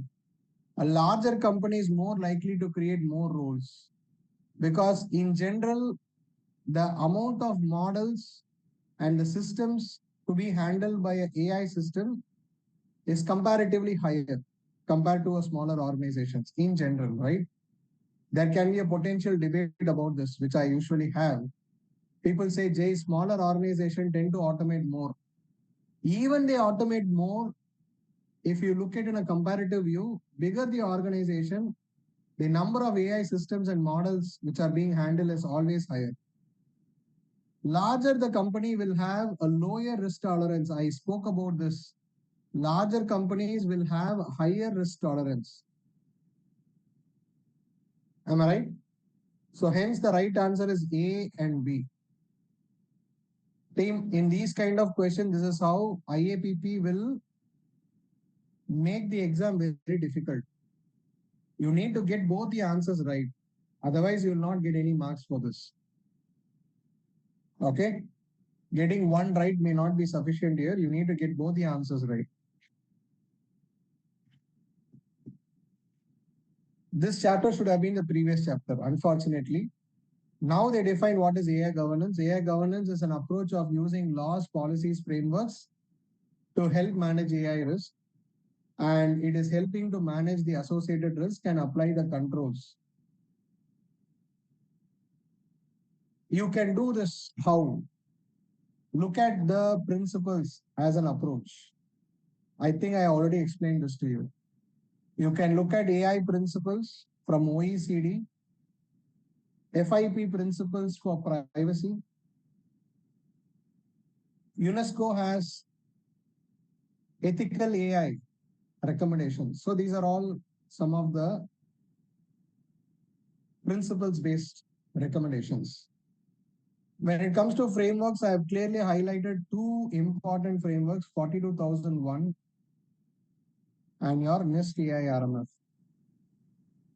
These are the two popular choices.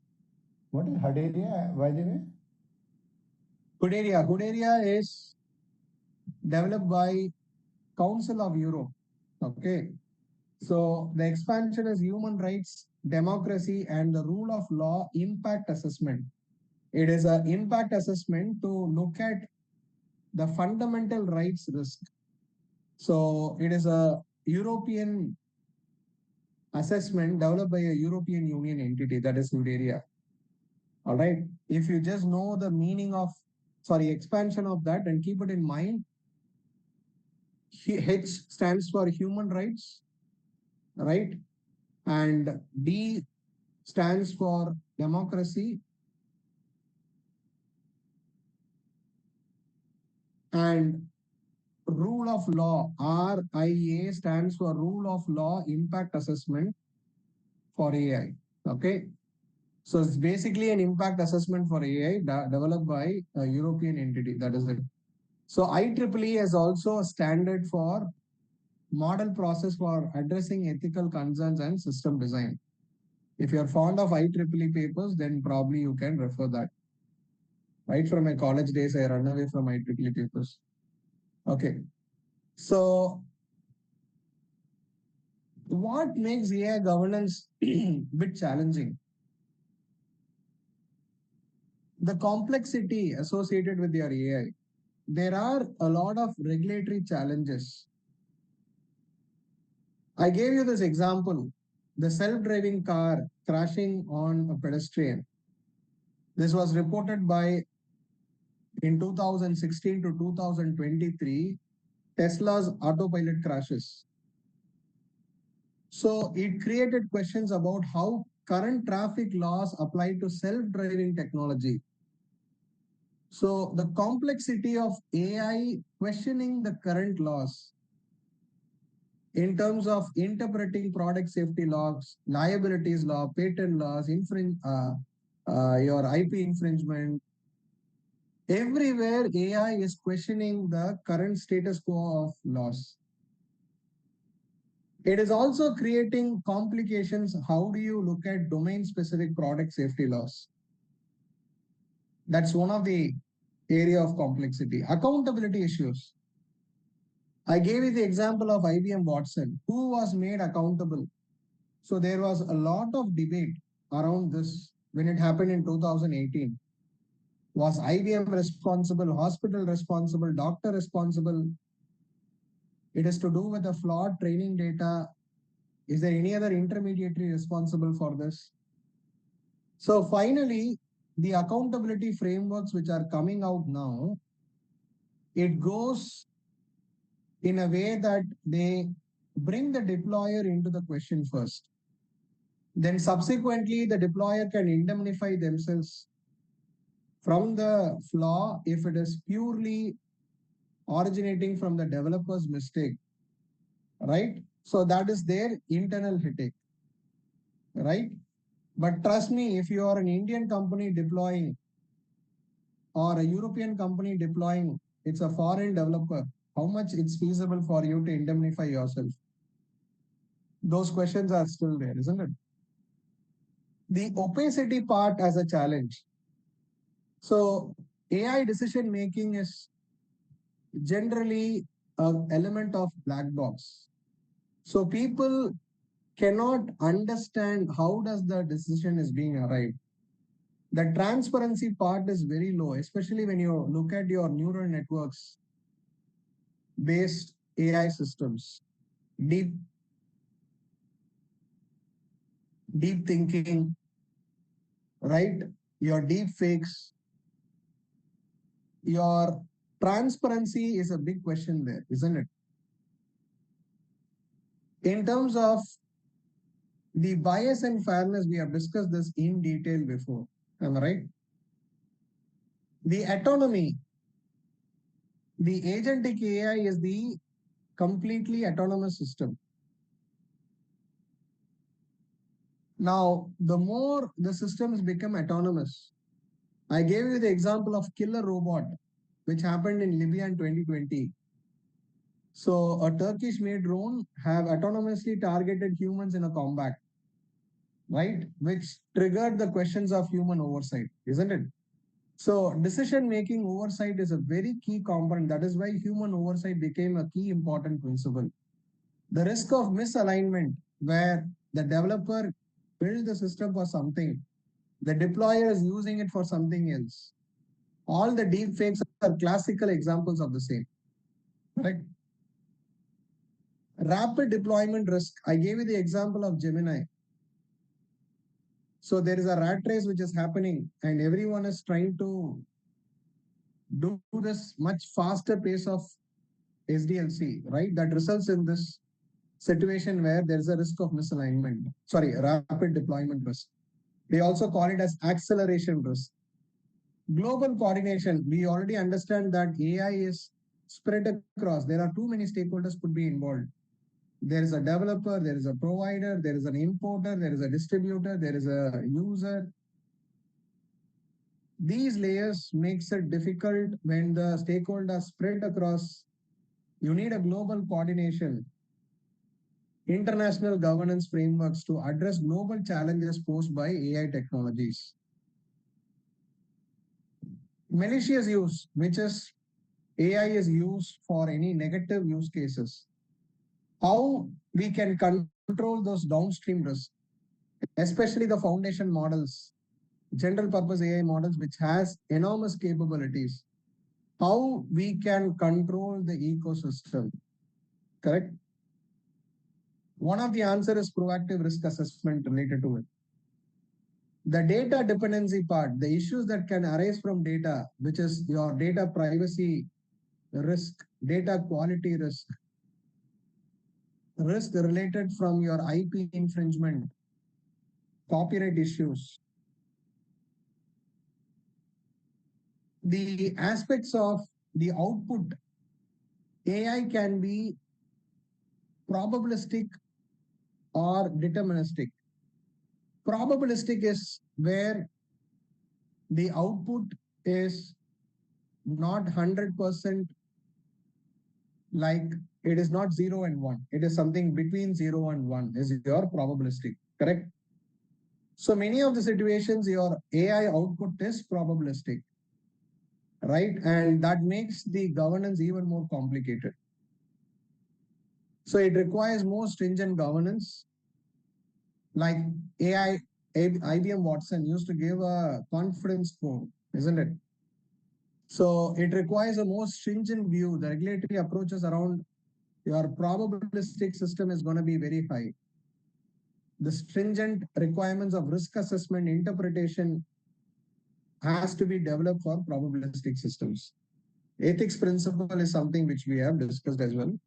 So these are the areas why governance is not so simple. It has these challenges. Now, I've given a lot of examples here. Like I said, this is one of the tables where you need to develop an example in your mind. Okay. When you look at the words complexity, opacity, autonomy, speed, and scale, you need to know the sub issues that are related. I'm not asking you to memorize everything here in the table, but at least have your own example with regards to explaining that the way I'm telling you. I want you to remember those examples in your own language. You need to understand these terms. In the exam, they can present your situation. They'll ask you, is it a case of risk of misalignment? Or is it a case of bias and fairness?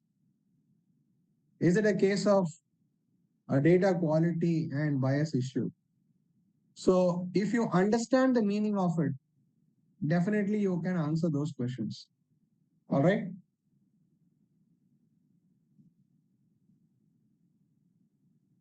So the governance structure, it has the flow which I explained to you earlier. One concept which probably I didn't clarify is the role of champions. So who are champions? Whenever you are building any governance program, you need to understand that we are working with a lot of constraints. Let's say within your organization, you're going to develop a AI governance. Do you think you're going to get a lot of blessings in terms of budget with so much of resources, a team, technology, gadgets, in terms of automation? Team, do you think we will have a fantastic budget to start with AI governance? What do you say? No, right? Absolutely no. Yeah. Definitely no. Why will organizations spend when they are forced to spend, right? Only there is a law of the land that demands them to do it, they will do it. Or many cases, we are the global software wholesaler of this world. Am I right? We are developing the softwares, at least we package the softwares, right? So when you want to compete in global market, you need to have these elements that forces the company to spend. But when they are doing it, they are very stringent, right? Indians are the best cost-effective managers. They are very frugal, isn't it? So in that case, they will obviously give you limitations on the budget. So one important concept when it comes to governance is your concept of champions. So champions are probably people identified from the different domains, right? They are people representing the different business functions. So when you start working with constraints, you will need more hands. You cannot be part of each and every conversation that happens within a large organization. You need the business representative to develop the culture of AI governance within the team, within the departments. So you identify these POCs within various business functions, train them exclusively, make them your extended eyes and ears. So the champions are very, very important concept when it comes to governance, right? So you have champions for development, deployment within business functions. So this is something which we advocate part of your governance programs. All right. So this is IAPP's favorite topic, which is governance models. There are three different types of governance models. In terms of centralized, decentralized, and hybrid. I'll give you an example. You can expect questions around the same. So hear me out. So in centralized model, we also call this as top-down approach. A top-down approach where one team is responsible or one person is responsible for all the decision making. So mainly this model works well. There is less diversity in your product and services. It all goes through single channel of decision making when it comes to anything related to AI governance. All these things will go through the central team for approval. The disadvantage with this method is it creates dependencies where the individual product owners may not have any sort of decision making capability where it can create bottlenecks. So top-down approach works well when there is less diversity, more of a waterfall model, right? You can have a central authority team that governs end-to-end AI governance for the entire organization.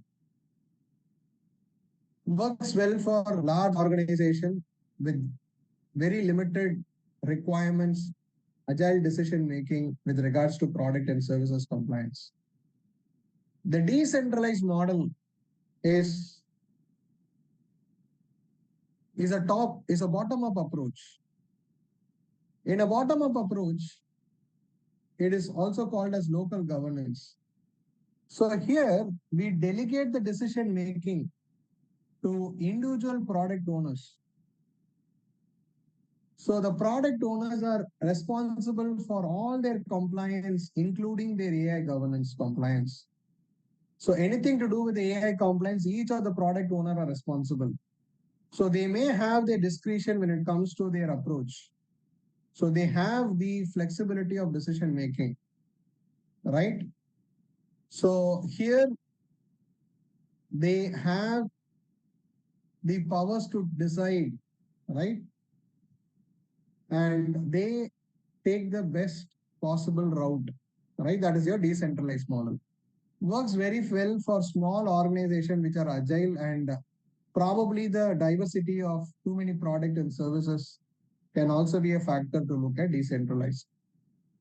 The last model is a hybrid model that allows for a combination of both centralized and decentralized, typically where a large organization assigns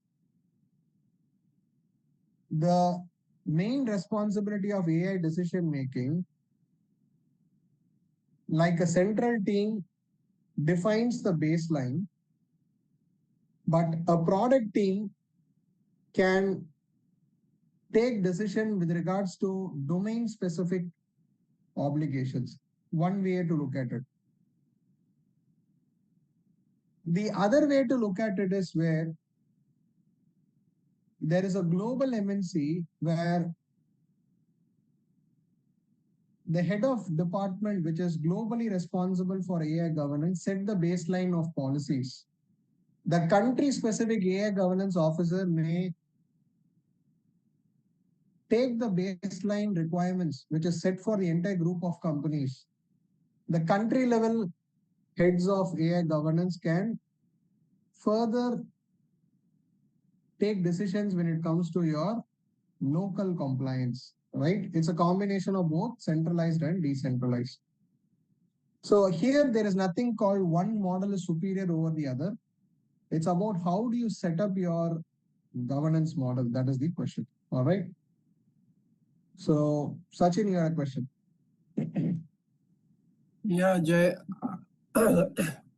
So when we say top down, and when we talk about governance, governance is about having to regulate things and ensuring compliance.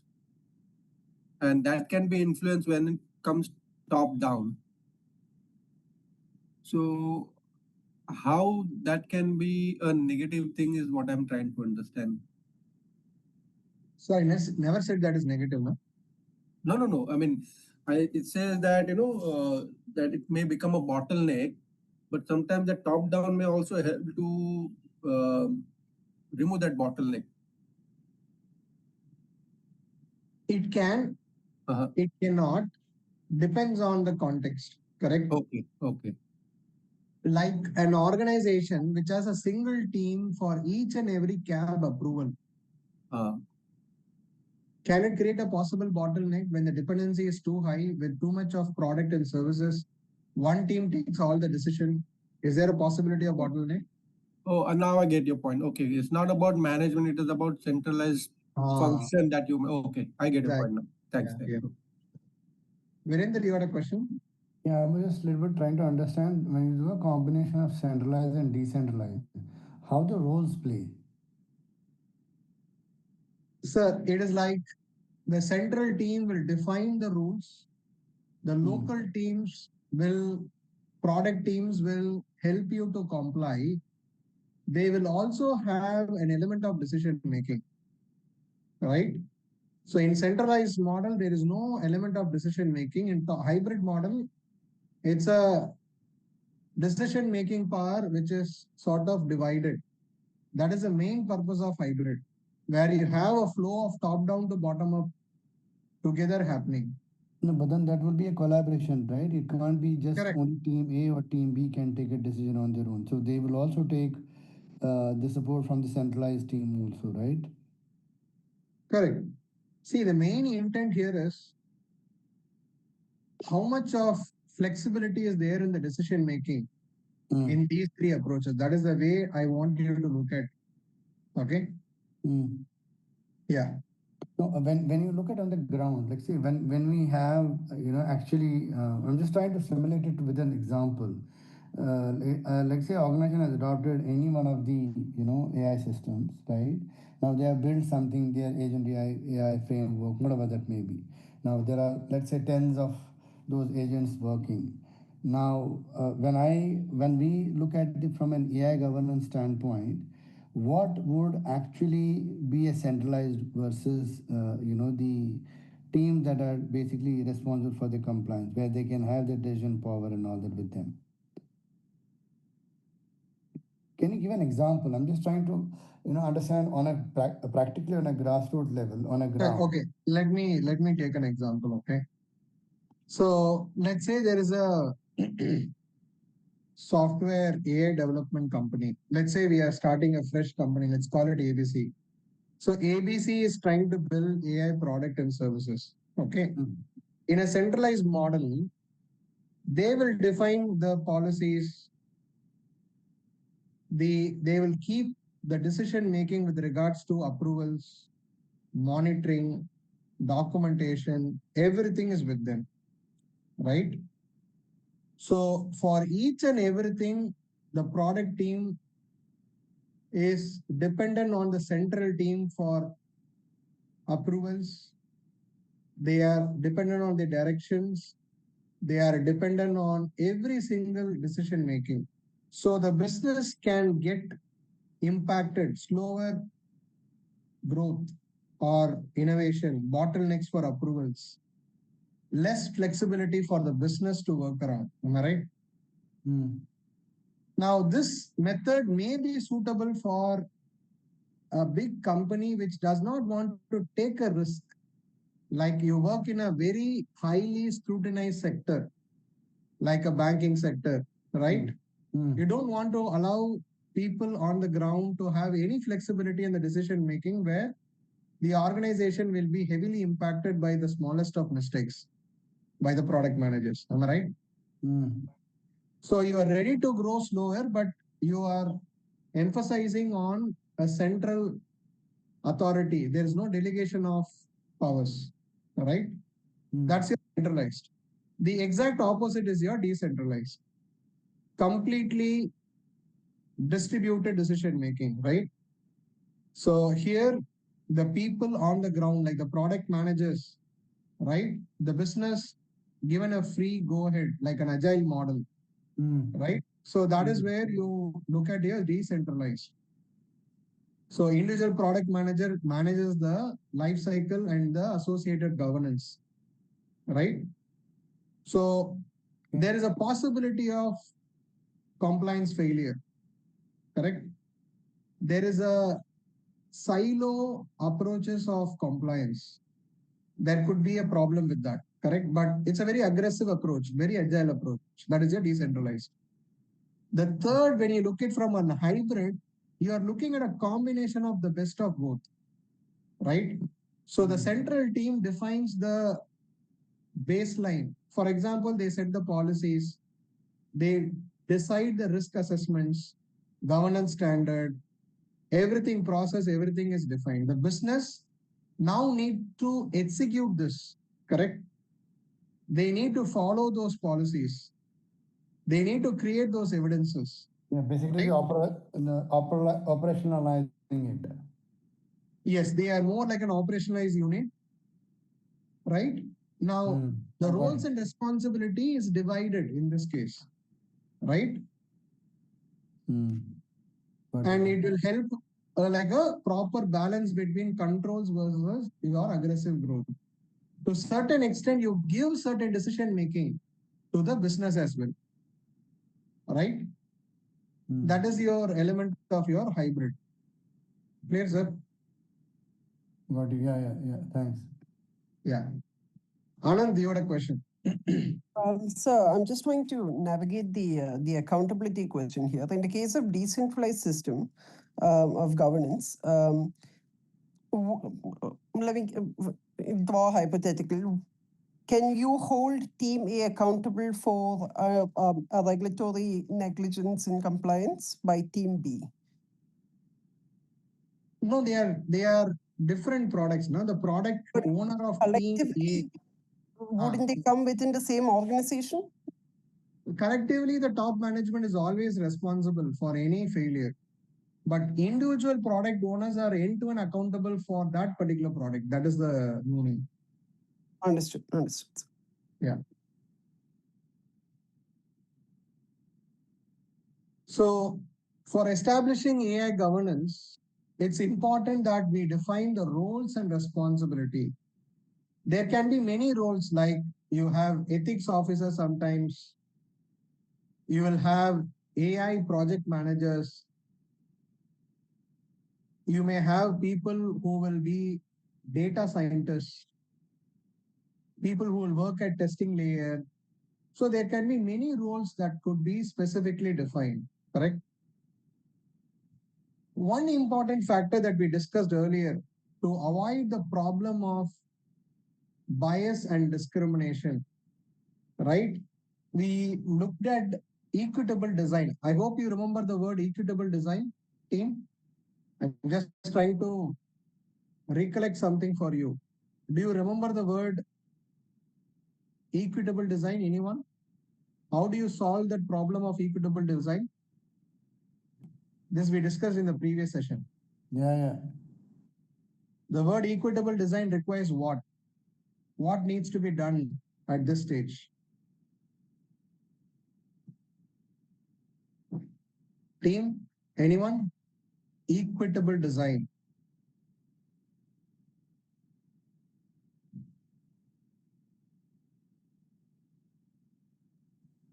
Yeah, I'm not sure whether we discussed this particular term. We did. We did. Oh, is it? Yes, we did. Am I right? Now you recollect this. There were 5 characteristics, right? One of the characteristics is equitable design. Am I right? Now you recollect, team. You want me to show the slide? See, this is what happens to us, right? No, I remember. Yeah, you had this.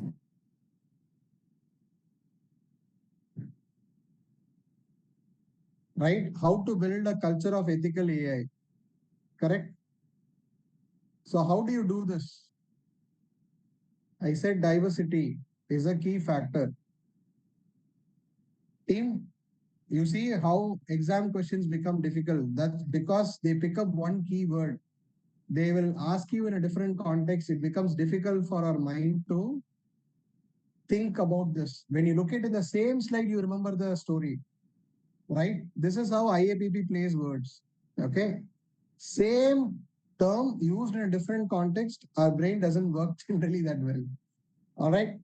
So in that case, why I'm bringing it up here is the problem of bias and discrimination has always occurred because you have a small tech people doing those testing. They don't look from a wider societal impact. Am I right? You need people from diverse background, people like non-AI ML engineers, people who are completely out of the tech zone, people like anthropologists. Who are anthropologists? Anyone knows? Anthropologists? People who study society and people. Fantastic. So these are the people who had to be included, right? Because they look from a deep impact from the human society at large, isn't it? So these people are needed part of your testing and oversight. Okay. So that is the meaning of your equitable design. Now I am connecting the dots. I hope you will not forget this in the future, isn't it? Whenever we speak about your support from leadership, this is very simple. If you want to think about governance programs, it is impossible to set up without the leadership. It is like favorite questions of all certification body of ISACA, IAPP, ISC Square, right? What is the first important step? Take the leadership support. Without leadership support, you cannot do anything. You cannot even move a glass of water, right? That will be asked in so many different words. End of the day, the requirement is very simple, right? So you need to have a strong support from the leadership to build a AI program, isn't it? So you need to identify within the leadership layer who is a strong supporter of or someone who's using AI extensively so they know how much AI can make a difference. If not, you should be able to sort of explain how AI will be a big differentiator to the leadership, how the organization should be able to govern this beast, right? It is very attractive, it's very lucrative, but will you be able to govern this appropriately, especially if you are planning to go for development? It's not only the leadership layer, you need to get the support of all the different business functions, right? You are going to be dependent on the legal team, IT team, information security, procurement department. All of them have a role to play. So usually in my consulting approach, the first thing I do is we create a steering committee. The steering committee comprises the head of department. They also comprise of the heads of the head of the organization or the board members plus the head of various departments. What we do is we engaging with the steering committee, we create the charter. Because of my past bitter experience dealing with so many different teams, these product department heads, product owners, department heads, they talk very differently during a steering committee. When you go and talk to them individually in their respective department, they talk very differently. Am I right? Have you experienced this? These different departments, they show their real flavor when you start implementing things, right? You'll see the number of challenges they create. Before the top management, they will say that this is very important for us. We will support it right, left, and center. But when you need their actual support in terms of implementation or development, they will say, sorry, we are having high priority things in our plate. We don't have bandwidth. We can't support you this. This will impact the business this way, that way. We have shortage of resources. We have shortage of budget, what and what not. Am I right? So if you had the experience of building programs from scratch, this is a standard problem statement.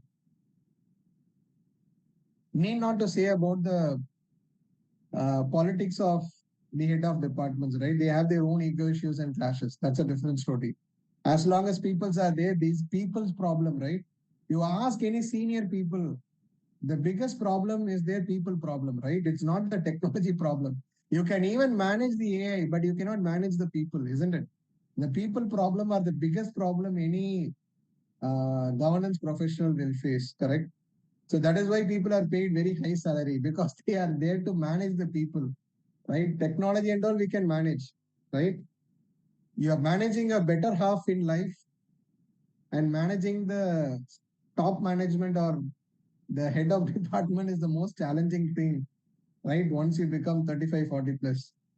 All right. So when it comes to engaging stakeholders, the steering committee charter will definitely help you to sort of get the commitment documented. It becomes like you cannot go against your own promise, right? So that is the reason we sort of document this. We define a RECI matrix.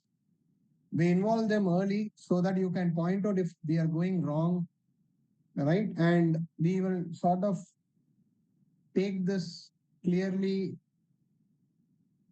documented and monitor it in a quarterly basis. This is what we do generally on a practical basis. Training and awareness is a very important component. Remember, AI is a cultural change. Am I right? All of you agree with me on that? Isn't it AI is a cultural change? We have a tendency in an organization where we believe machines don't make mistakes. We always believe that, hey, this code is written by this guy. Test it twice. When it comes to a mission developing a code, a mission develop the code. Mission does not make a mistake, correct? So that is what we called as automation bias. Am I right, team? You all remember this term? I'm just trying to recollect things whichever I discussed earlier, right? So the automation bias is where we think missions will not make mistakes. That is the reason training and awareness is very important. Missions makes mistake because missions were not invented by God. As long as the human layer is there, you can always expect mistakes, right? So hence, you need to have strong training and awareness. You need to bring what is the roles and responsibilities of various stakeholders. Defining the terminologies like we discussed, the basic terms, it's important for the organization to understand the difference between AI system and model. Honestly, tell me before coming to this training, how many of you actually know the difference between your AI system and How many of you know the difference between AI system and AI model, and to the extent that they need to be governed separately, right? I think honestly, many of you would have not been aware of it, correct? So many people might not be knowing this difference, correct? What is our role? What is our role as a deployer and a developer? So there are a lot of things which we need to bring awareness to our business, right? Not just the governance team, to the business. So this is very important that we develop your governance policy procedure, but we need to train the organization on the same, right? So the EU AI Act actually brought this as a mandatory requirement. I started speaking like Donald Trump. My tongue got stuck, right? It becomes mandatory requirement under EU AI Act, which is AI literacy, right? So it's like you need to do it. It's not an option. It's not like a best practice. You are forced to do it. Okay. There is one ISO standard which is created for just setting the terminology straight. I've kept this ISO standard. It's a publicly free ISO standard. I've kept the standard for your reference as well. This is just defining the various terminologies. Okay. So once we define the orchestration layer, operationalizing AI, which means you need to know how to translate the direction into a repeatable process, a procedure.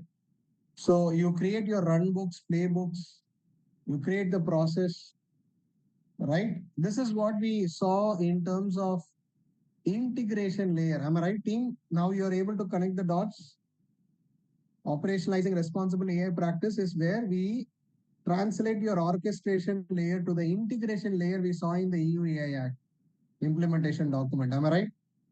So that is where we convert the direction into your process, right? We apply this into the technical requirements, controls, infrastructure requirements, and templates. Am I right? That is your integration layer. It goes back in terms of saying how important is to create responsible AI as a culture, right? So I think most of the things I have kept it here. We discussed this. How is the trustworthy AI achieved? Again, I don't see anything except a lot of English here. I don't see anything I need to explain here, to be honest. Your AI governance framework will vary according to a lot of factors. We have discussed this based on your risk tolerance, right? Based on the organization's objectives or principles, based on your industry, based on the country, which will define which law is applicable, right? Business strategy. So this is the exact slide, slightly in a different language. We have discussed this. What are the factors will affect or change the AI governance sometime back, am I right? This is again a slightly repetition. I'm not gonna discuss that. So they are introducing 42001. It's one of the governance framework that you can look at. Sometime you may ask this question, Jay, am I required to go through that standard 42001? You don't need to. Your AIMS, which is AI management system, it is gonna more or less speak the way we discussed about the EU AI Act implementation. It is just going to divide the role to the stakeholders like developer and deployer. It's going to give specific obligation, but it will have a systematic approach. It speaks about exactly the way we are setting up governance from scratch. It has a management system approach. That is the difference. Otherwise, this standard will go a little more prescriptive in nature to some specific controls, right? That is something I would encourage you to look at, but not for the exam purposes. All right. So in the exam, they can definitely not go to the extent and ask you one specific control after ISO 42001. What is the meaning of that? I don't think so, right? You are going to be tested like that. Sometime back, someone asked me, Jay, what is Hudaria? So I explained it back then. So Hudaria is Council of Europe product, which is human rights, democracy, and rule of law impact assessment. Beyond that, you don't need to worry too much about this. Everyone has created some principles, some impact assessment and stuff. All right. So please look at this question, team. Question number 1.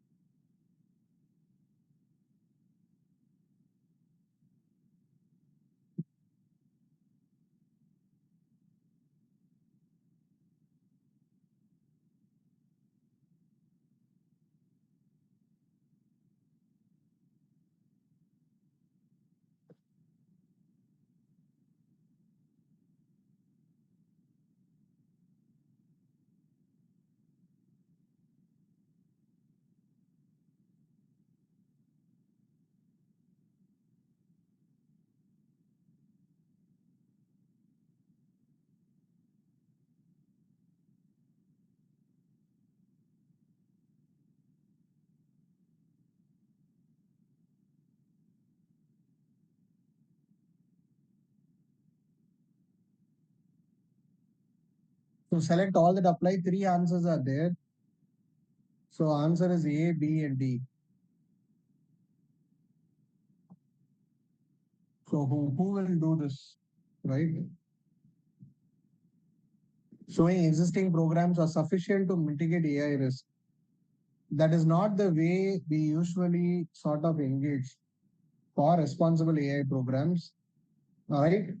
Generally, the existing programs are actually not sufficient because there are types of risk which are very novel or it is very specific to AI. So in most of the situation, your existing programs will not be sufficient. Okay. Question number 2.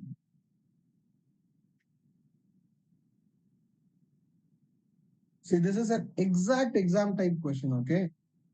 Think about it and answer.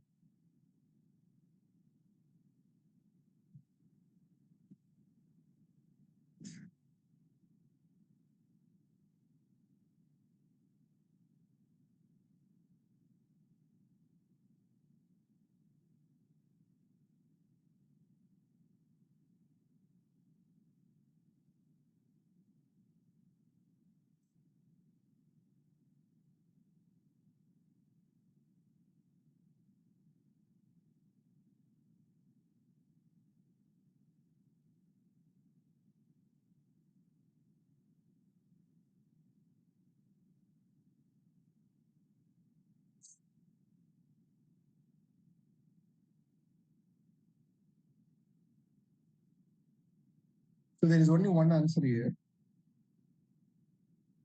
So don't make that mistake. When you see select all that apply, then only you need to choose more than one answer. Okay. So it's a question where answer is divided perfectly between B and D. One set of people are going to feel hard done, okay, when I say the answer. Because it's looked like perfect divide of 50-50%, okay? So the right answer is B. Whoever has been appearing for certification exam, am I right? You saw this answer, the moment you saw the word culture, you jumped into that answer, isn't it? Because when you are giving competitive exams in many certification bodies, they will train you to think. The moment you see the word organization structure and the culture of the organization is actually the most important factor, right? See, having a strong hierarchical governance program, all these are okay. Hierarchy is fine, right?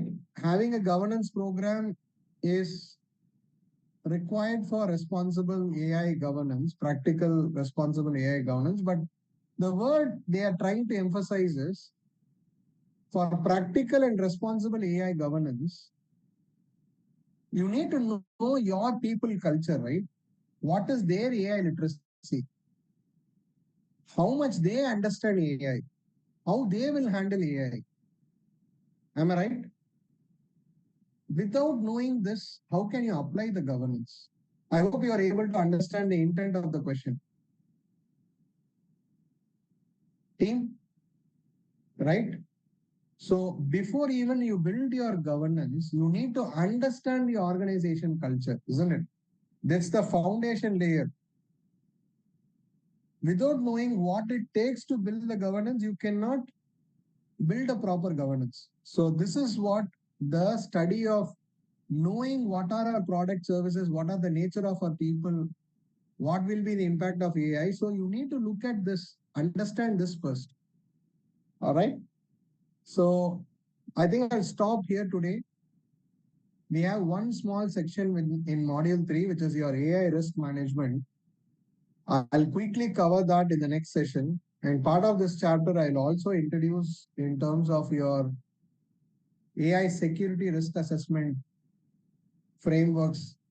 Like I showed one document today, I'll show one more document from the AI security assessment perspective.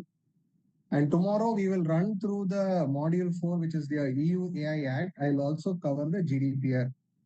Okay, so that's my agenda for tomorrow. It's slightly running late, but I hope you are all sort of able to get all your questions answered.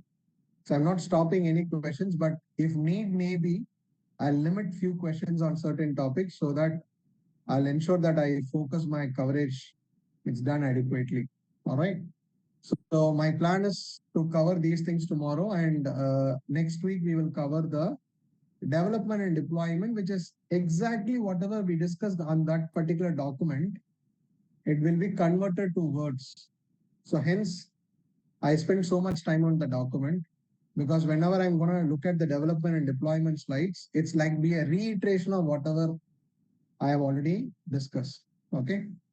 So with that team, I'll wind up today's session. I hope we have. Jay, I have a small questions, maybe out of syllabus it seems. How about the DBDP Act, like a GDPR? Are we following that in AI things, regulatory? The DBDP, It is not India even Data Protection Law. It is not even defining data privacy appropriately as of now, sir. Oh, okay. Okay. I'm being very critical, but yeah, sorry. That's how I feel. Our current version of DPDP Act has certain loopholes. Expecting it to handle AI is little far-fetched right now. But there's one interesting element in the DPDP Act where they are asking you to look from the algorithmic risk. Okay, there was one word which was included, right, for a significant data fiduciary. You need to look at your algorithmic risk. That word was added. Okay, that's the only intersection I have seen with respect to the AI on the DPDPR. All right. Got it. But this GDPR came in 2016. Okay. You have a right against automated decision making, which fits the AI decision making. Whatever we are discussing 2026, these guys defined in 2016 in GDPR. So the good part of Europeans is like these guys are very good in creating rules for the world to follow, right? That is why many of the European business cry, right? That is, it's very, very difficult environment to build and innovate. Rather, they are very good in framing the rules for everyone to follow, right? Yeah, there is a famous saying, US innovates and Europe regulates. Correct. That's how it works, isn't it? Yeah. So thank you, team. We'll connect tomorrow, same time then. Good night. Thank you. Thank you. Good night. Bye-bye. Thank you. Thank Good you. night. Bye-bye. Bye.